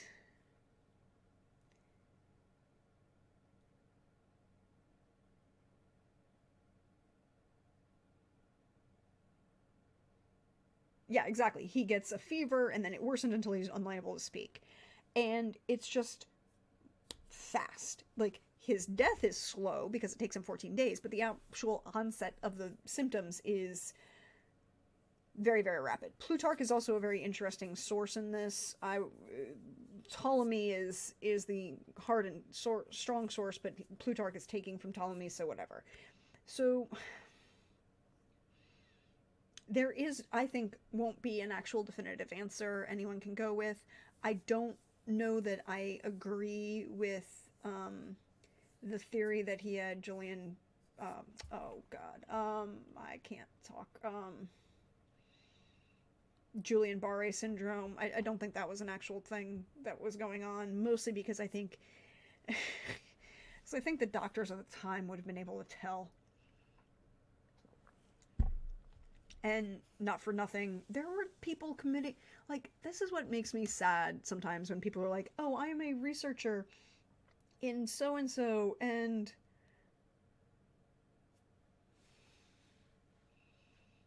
I'm, I'm a doctor, and this is what I'm giving the diagnosis of these symptoms from 2,000 years ago. Okay, but your diagnosis ignoring the presentation of the symptoms as described by the people of the time. Oh, well, they didn't know enough because we're 2,000 years later and we know more about medicine than they did. So Alexander the Great studied under Aristotle, and Aristotle is considered the epitome of medicine at the time. And one of the things that we know about Aristotle is just he taught so many people so many things, and many of the doctors studied under Aristotle and how these things worked. So saying they couldn't tell the difference between a living and a dead body, I'm willing to take that in a small scale farming village, for say example. But in the biggest army of the world, the largest, with the most advanced medicine of the time, because they were taking in and opening schools in Alexandria in Egypt, in Babylon, when they took the city, and then integrated all of the Babylonian medicine, and oh wait, all of the medicine that they were trading with from the Far East into China. Like, these people were not stupid. And like the surgery that they were doing, like, we have actual depictions of them doing complex surgery on individuals as reconstructive surgery for battle wounds, right? Like, I can't, and look, not for nothing, an army doctor is going to know if somebody's really dead.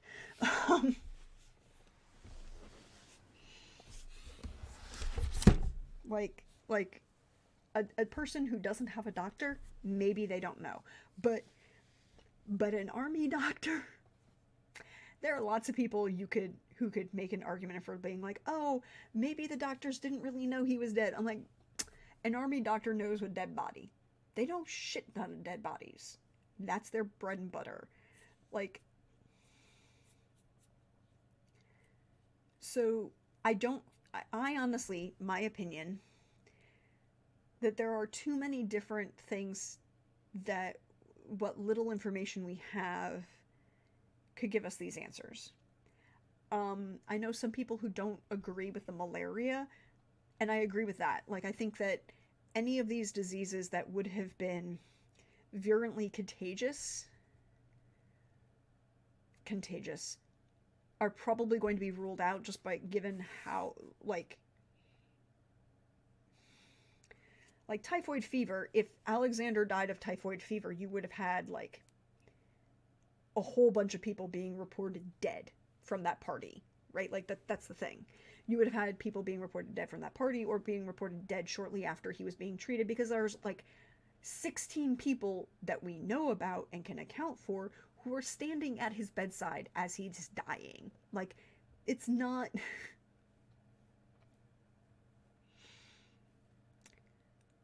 so it has to be something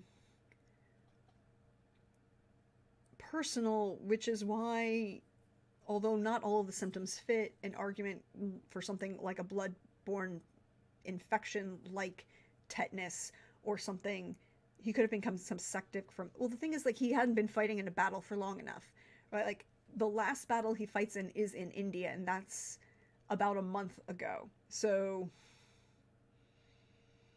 although a bone infection, that's a possibility.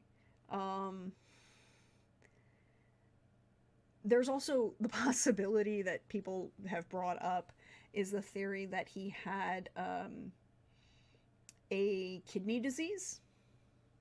It's an interesting theory. I don't know that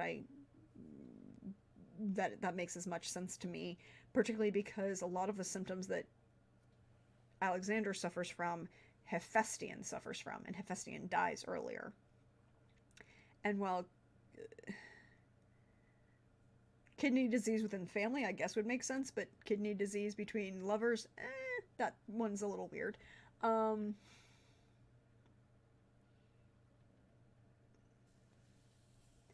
Did they use mercurial treatments that far back? Yes, but not amongst the Macedonians. Mercury treatments for a variety of things actually go at the same time period, are going on, funnily enough, during the first emperor of China, and the Qing dynasty. And he ends up taking mercury as an immortality pill, and probably dies from that. We're pretty sure he did that.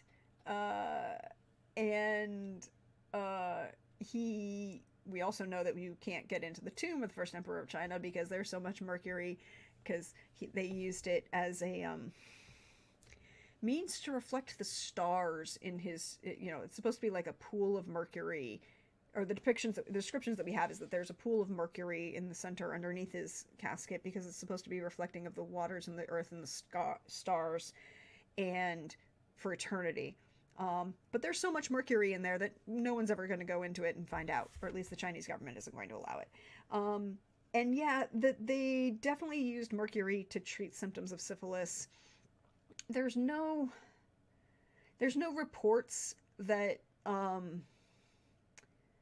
Alexander had any of the other symptoms of syphilis, and the Greeks were not really big into treatments with mercury. Again, going back to Aristotle records a whole bunch of other things.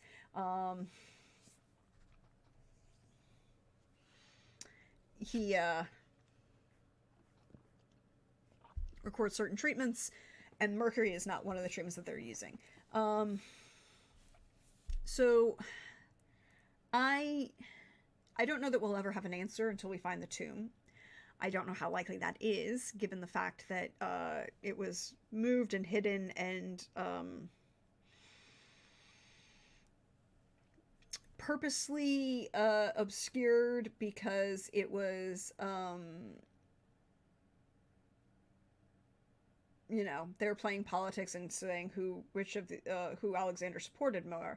And the Ptolemies end up on top because they go off to Egypt and say, hi, we're not getting involved in this, which works for them. Well, it is an idea, Hawkeye. It's not a bad idea, and if it was in China, it would make a lot of sense. And there's a lot of things that could be, but again, I don't think we'll ever have an answer. I don't think we'll have an answer. I think there are things that you could rule out, but I don't think that you can ever have an actual answer. I do like, going back to what we're going to be reading for March, I do like what Steve Berry does with this this question, and I think it works really, really well, and I think his plot works really, really well, and yeah. So we'll go from there. So we'll definitely read The Venetian Betrayal next month. Now, I don't actually have the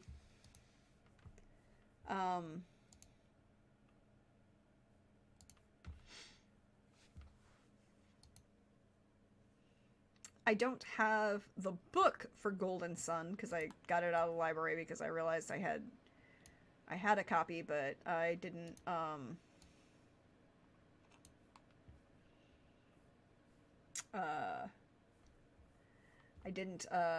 what's the word I'm looking for? I don't have it readily accessible, so rather than buying a second copy of the book, I just got it out of the library. Golden Sun is the sequel to Red Rising. It is book 2 in the Red Rising series, and honestly, it is my personal opinion that this should have been 2 different books, because so much happens in this book.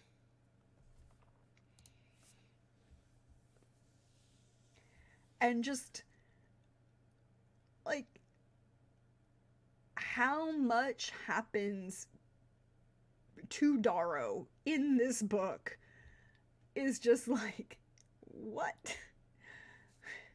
So we go from, there's 4 parts to this book, and you could have split, I honestly think this book should have been split into 2. But I don't, it's 442 pages. You should have split it into 2, and then you would have had room to kind of breathe in some points. Also, content warning for all of the bad things, like murder and combat and evisceration and assassination and sexual assault and weird medical experimentation. All of the bad things. Because it's Red Rising and Darrow is just a thing. But it is very much my opinion that this book could have been split into 2, and you could have done book 1 being parts 1 and 2, and then book 2, the second part being parts 3 and 4 being their own book. And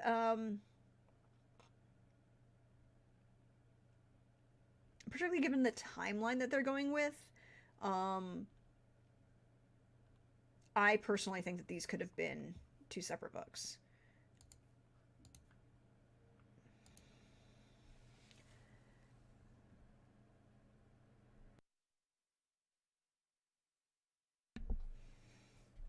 Now, this is a reread for me. Again, like I said, we're rereading these because I'm getting ready to read the new book that came out at the end of 2023, which is Lightbringer.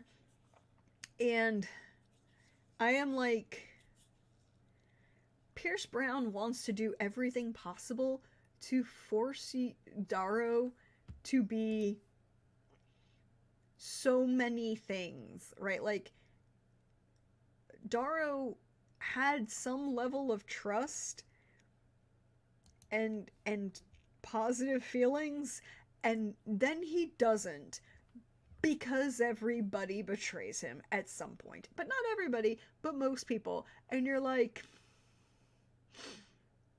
we're gonna just have all of the bad things happen to this character.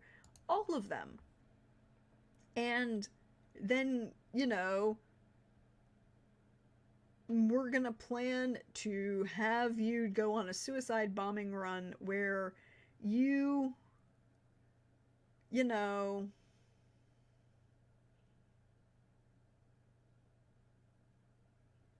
are gonna take this bomb and blow up all of the golds in the throne room of the empress who rules the solar system, and that will bring an end and change. And Darrow's like, but not really, not really.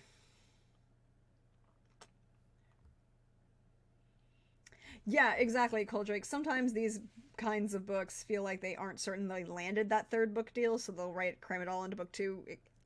Yes, and I could see where that could be a thing where Pierce Brown, because I mean Pierce Brown is younger when he writes these series. Um, it is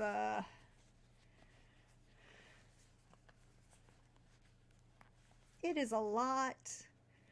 There are there are people who Darrow cares about who get, spoiler alert, beheaded. There are people that Darrow cares about who, disappear. Bunch of people are missing. He's getting ready to lead, or, he thought he's successfully led the revolution and is at the point of his triumph, and all of the bad things happen. And the end of the book is a cliffhanger that when you read this series in order, you were like, fuck. This book.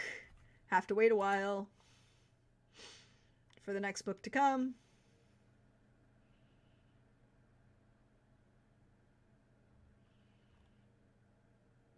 And he is, it definitely does an interesting kind of, everything that happens to Darrow in this book is just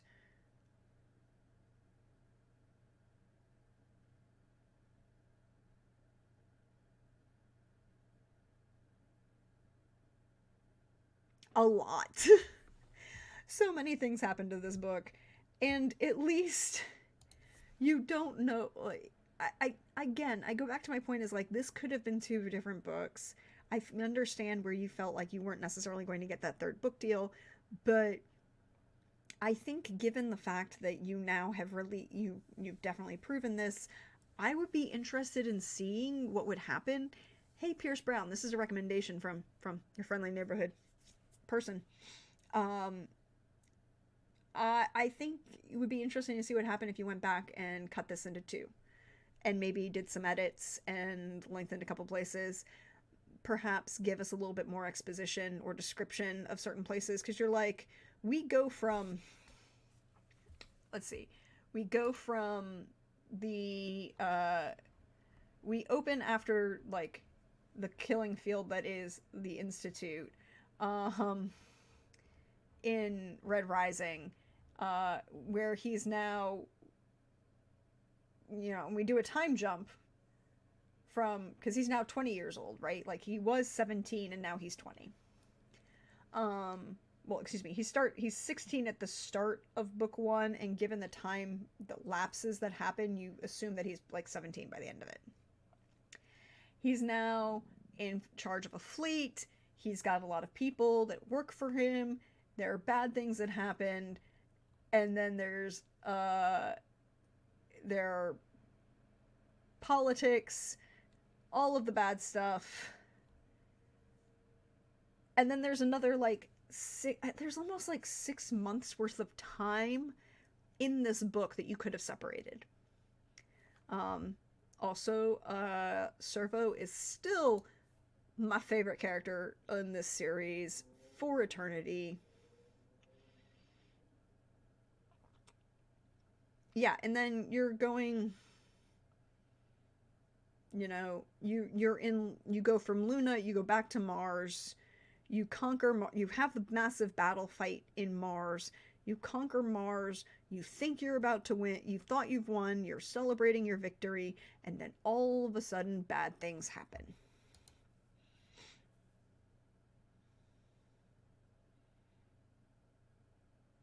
Oh yeah, I mean, like, that is a very good question, Coldrake. When a character like Darrow has his entire life transformed, literally in the first book, yeah, he literally had his life transformed, and everything happens to him more in book two, one has to ask, what is his motivation to continue, to not just give up, throw up his hand and say, enough, I give up.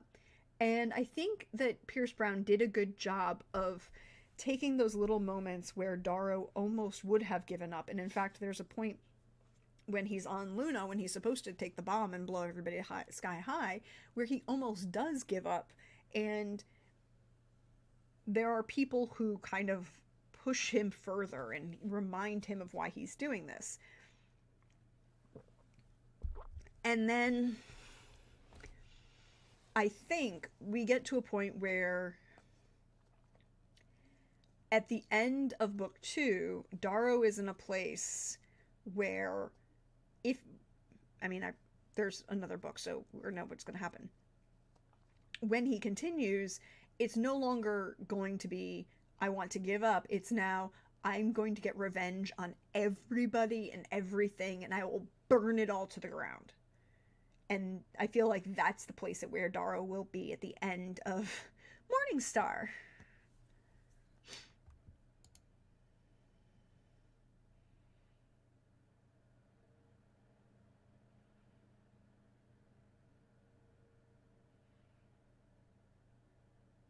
You know, he's now at a point where I think going from Golden Sun to going from Red Rising to Golden Sun, and at the end of Golden Sun we're going to see into Morningstar that transition of like, Darrow's fully into this, I am so far beyond giving a fuck, I'm just going to murderize everybody. And I think that is an important point for this character, because like, he's still in Golden Sun, he still has trust, he still believes in the Sons of Ares, he still wants to destroy the Golds and bring revolution for the Reds. He wants to, you know, live out his wife Eo's dream, right? Like, he still has some level of idealism. It's very, very minuscule, but it's there. And then all the shit that happens in Golden Sun means that his little teeny tiny bit of idealism ain't gonna be there no more.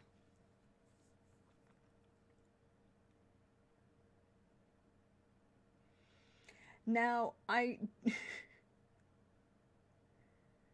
it's all he had to hang on to, that micro-idealism. That's fair. Now, I also feel like a lot of the we get to see more of the villains of this series. Cassius and Octavia and all of the people that you're supposed to be rooting, that are playing politics on this grand scale.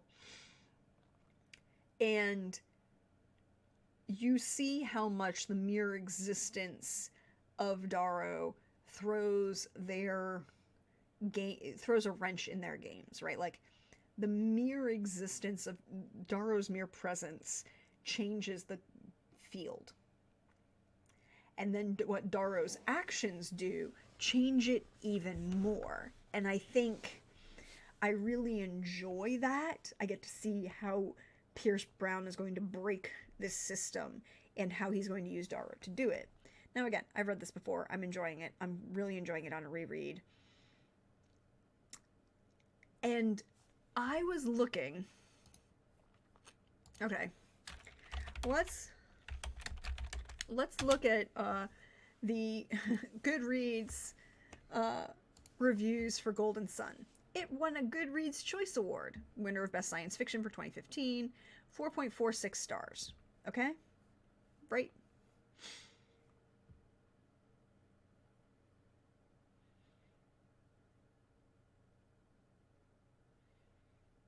And an overwhelming majority of 5 stars. So 250,534 ratings on Goodreads.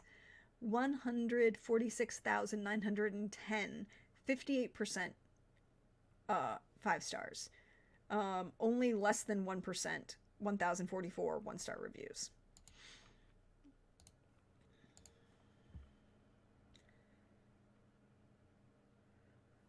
Oh yes, this person read this book. This is an emotional response to this book. Oh look, a 3-star review.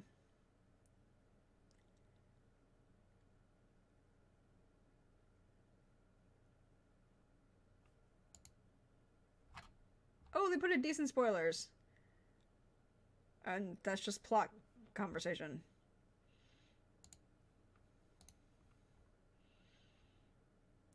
Yes, exactly. The middle of the trilogy is the most intense. Joke's on me, though, for not having the next book in my hands already. I have to live with my choices. I mean, given the ending of this book...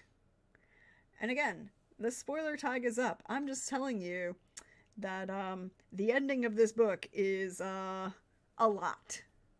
I feel like he did a really good job conveying all of the emotions that you need to do. It is indeed a massive cliffhanger. But I think I also think I want a little bit more lived in space before we get to that moment. Oh god, yeah.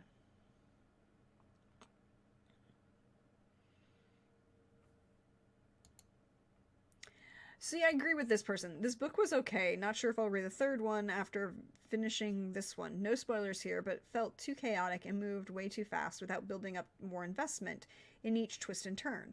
I didn't feel like I cared about the current twist or reveal in the story because there would just be another one that changed everything anyway. Some may enjoy that style. It's a little too frenetic for me, but some great moments for sure.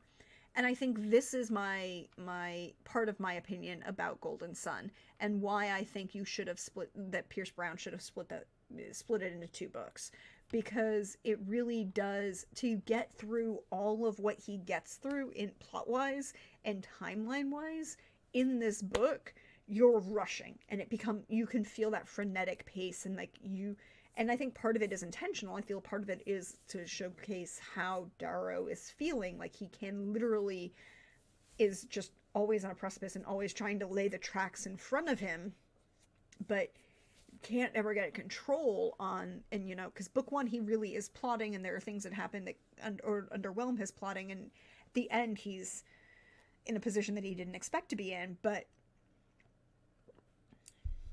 here in book 2, it's such a frenetic pace that I think it underserves the story. And if you split this into 2 books, you might have more time to linger on certain things and give more feeling in the world. Yeah, never has the time to take a long rest. There's no apology for that gaming reference. Like, there is no long rest in this. And it's supposed to be like 3.5 years later after Red Rising.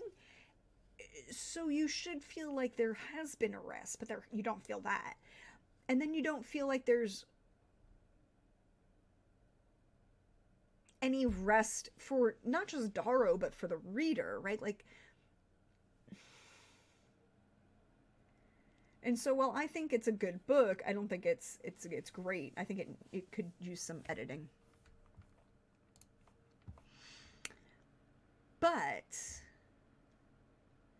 we're going to read the next book in the series, which is Morning Star.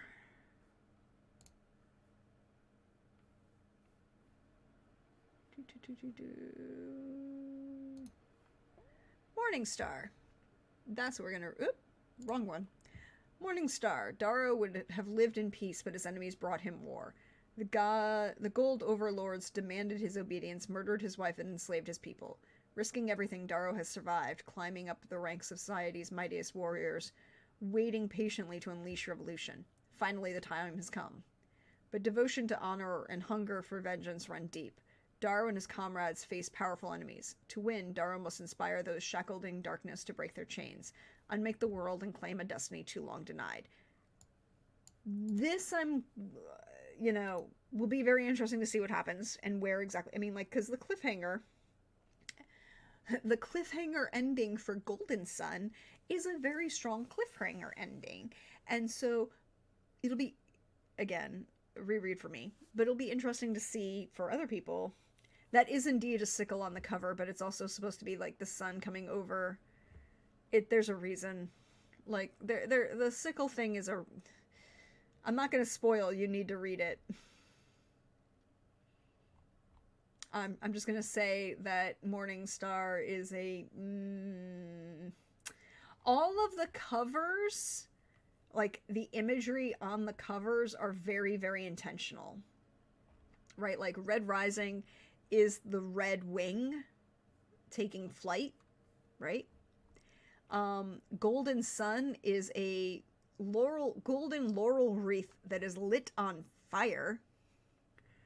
If that is an implication about about what happens to Darrow in that book. Morning Star is a sickle, but you can also see the rise of the sun over the side, almost as if it's shining in this blade. Iron Gold is a feather that's on fire. Lots of fire in Darrow's life. Dark Age is writhing snakes. And then Lightbringer is a winged Pegasus horse in gold. Because the Reaper, which is the name that Darrow earned in Red Rising, becomes Darrow's identity.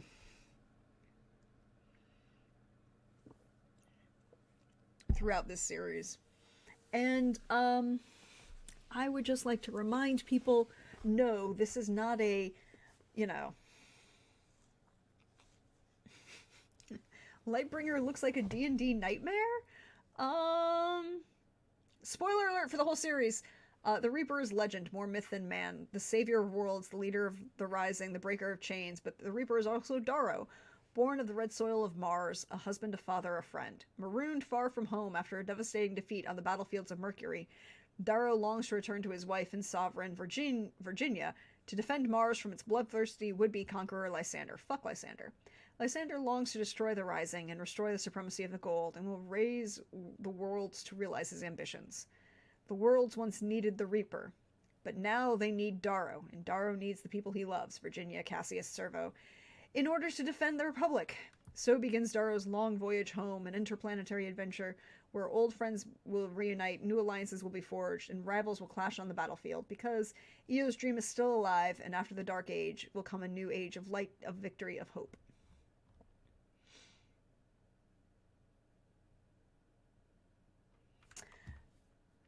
I'm going to take the spoiler tag off now so that Crit can come in.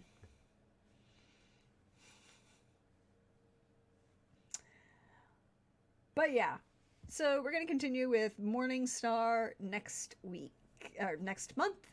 And Morning Star by Pierce Brown. Alexandria Link by Steve Berry. I myself, I'm going to turn this spoiler off, am going to be reading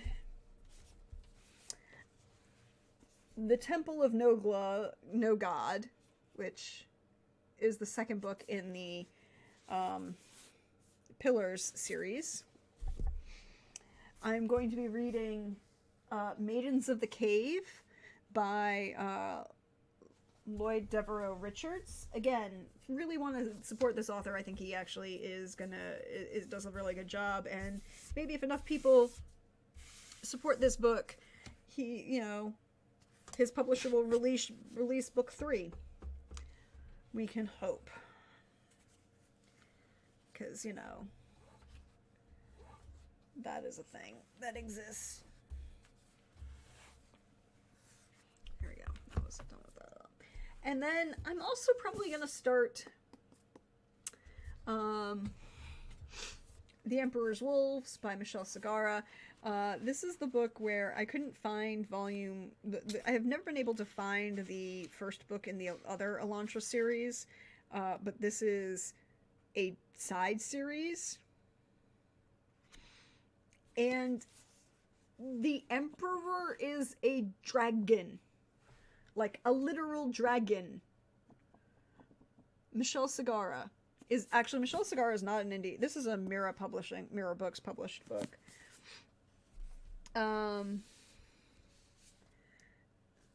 Yay, dragons. But Maidens of the Cave is, I guess, technically was an indie book because Lloyd Devereaux Richards, published the first book independently and then got a traditional publishing deal for the second book, and then they haven't released the third book because reasons. Where is my phone? And then I have a whole bunch of books that are on my list.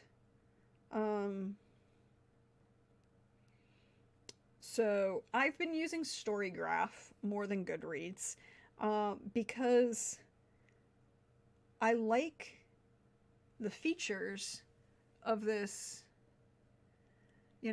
analysis of what you're reading, how you're reading. It's very useful, but it also has a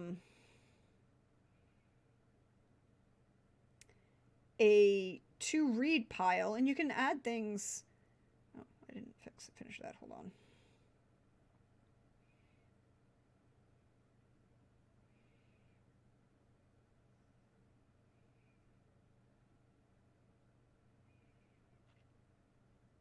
And then you can add all of the things, but I'll do that later. But your to read pile actually is really good because I like it. It makes it easier to. The list of Prax, yes. Come on. All right. So right now there are 31 books. Some of them are very interesting that I'm very, very much want to see and want to read. Some of them people are talking about and I want to, I want to see what people are, where things go. A couple of them I have put on reserve at the library and have not gotten those back yet. But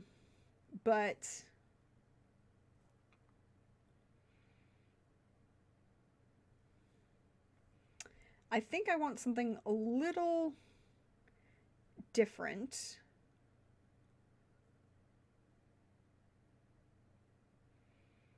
And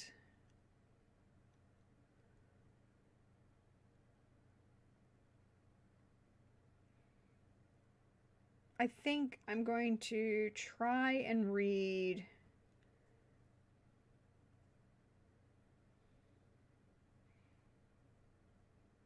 The City of Brass or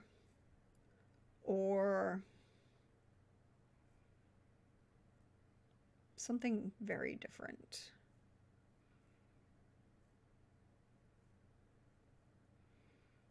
Oh, this is one that was recommended to me today. The Monsters We Defy. Clara Johnson talks to spirits, a gift that saved her during her darkest moments in a Washington, D.C. jail. Now a curse that's left her indebted to a cunning spirit now a curse that's left her indebted to the cunning spirit world. So when the Empress, the powerful spirit who holds her debt, offers her an opportunity to gain her freedom, a desperate Clara seizes the chance. The task? Steal a magical ring from the wealthiest woman in the district. But Clara can't pull off this daring heist alone. She'll need help from an unlikely team, from a jazz musician capable of hypnotizing with a melody, to an aging vaudeville actor who can change his face to pull off the impossible. As they encounter increasing obstacles, a dangerous spirit interferes at every turn, and conflict in the spirit world begins to leak out into the human one. And along DC's legendary Black Broadway, a mystery is unfolding, one that not only has repercussions for Clara, but all of the city's residents. So this is a fantasy novel.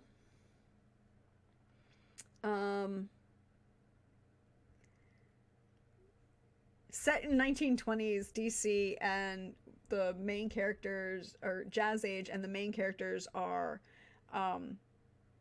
black. The main character is a black woman, which I'm very interested in, a fantasy kind of 1920s fantasy.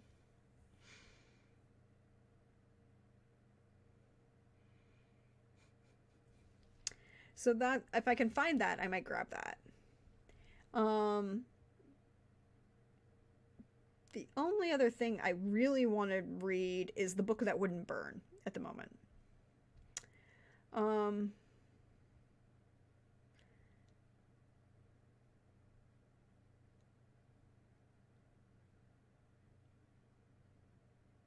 This is the start of an incredible new journey from the internationally best-selling author of The Prince of Thorns, in which, though the pen may be mightier than the sword, blood will be spilled and cities burned. Evar has lived his whole life trapped within a vast library, older than empires and larger than cities. Liveria has spent hers in a tiny settlement out on the dust, where nightmares stalk and no one goes. The world has never noticed them. That's about to change. As their stories spiral around each other, across worlds and times, each will unlock vast secrets about the world and themselves. This is the tale of truth and lies and hearts, and the blurring of one into the other. So that's a possibility.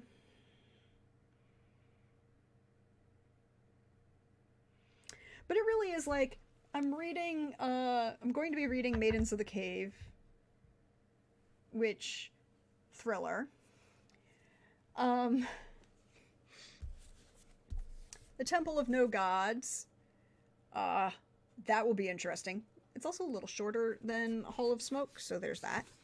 And then The Emperor's Wolves. So we will see. I might go over to the library and see what we have. Yeah, it's not private eye urban fantasy, which a lot of I have gotten burned out a little bit on. But instead, this is heist urban fantasy, and set in 1920s DC jazz era. And the main protagonist is a black medium. And I think that could be really cool if done well. What was the title? The Monsters That We Defy. I will pull it right up.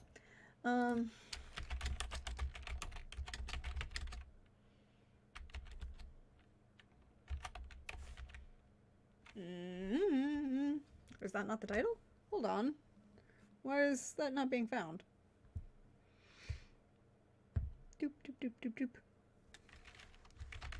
The Monsters We Defy. Here we go. By Leslie Penelope. Just look at this cover. Can we take a moment to appreciate this cover? Look at this artwork.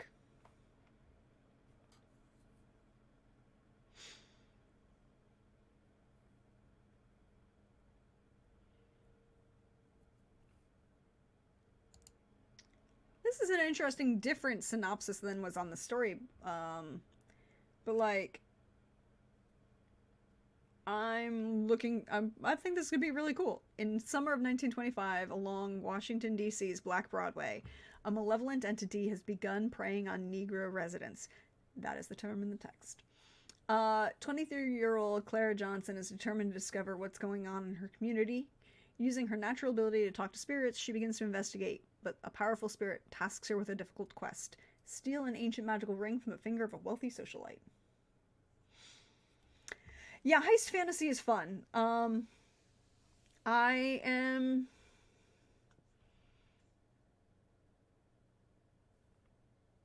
Oh, it's got a review by Rebecca Rowanhorse. This is actually really great.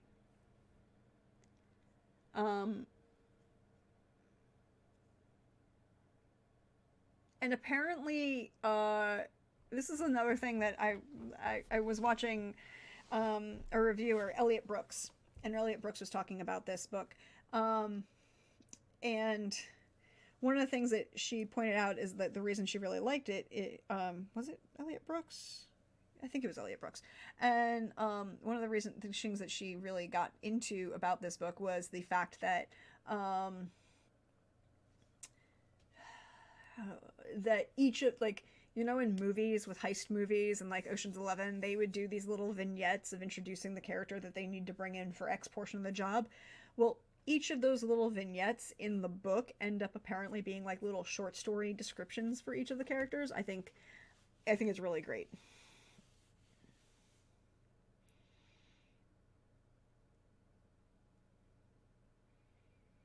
I'll have to check that out, Lysander. Lysander is recommending the Prophecy Con. Oh, let's see.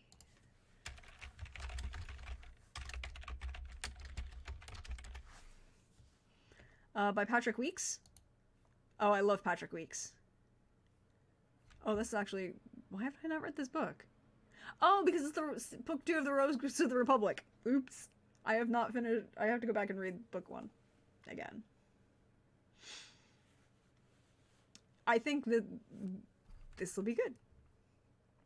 Thank you. But I think that's where we're going to end for tonight, because it's midnight. Oh, there are lots of books I haven't read yet. Coldrake?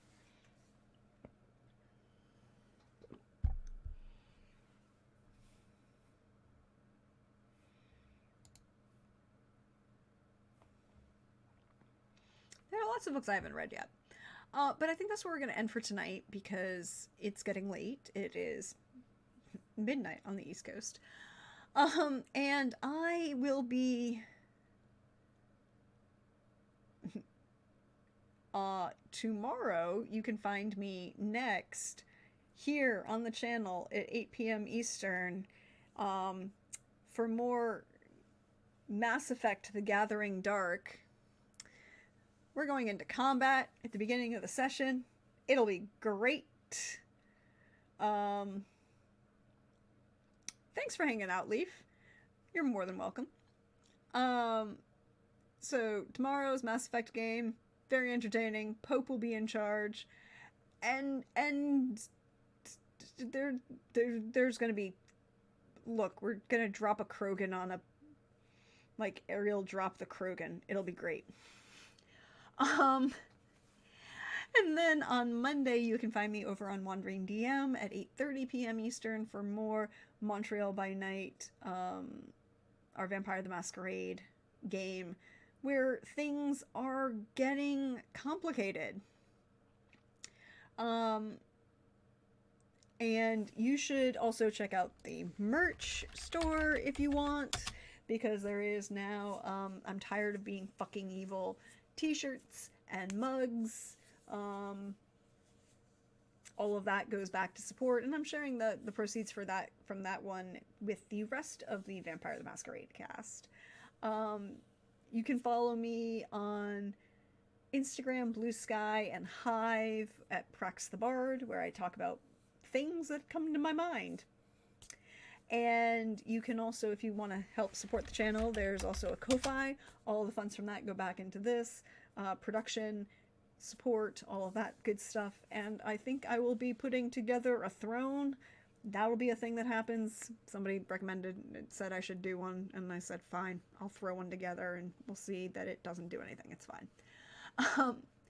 But I thank you all for being here. I thank you all for hanging out with me tonight and chatting about books and just having a good old time. we are gonna go raid into Joe, Little Cup of Joe. They are playing some more Pio Fiori, continuing, I believe, their latest complicated run. And I will see you all next time.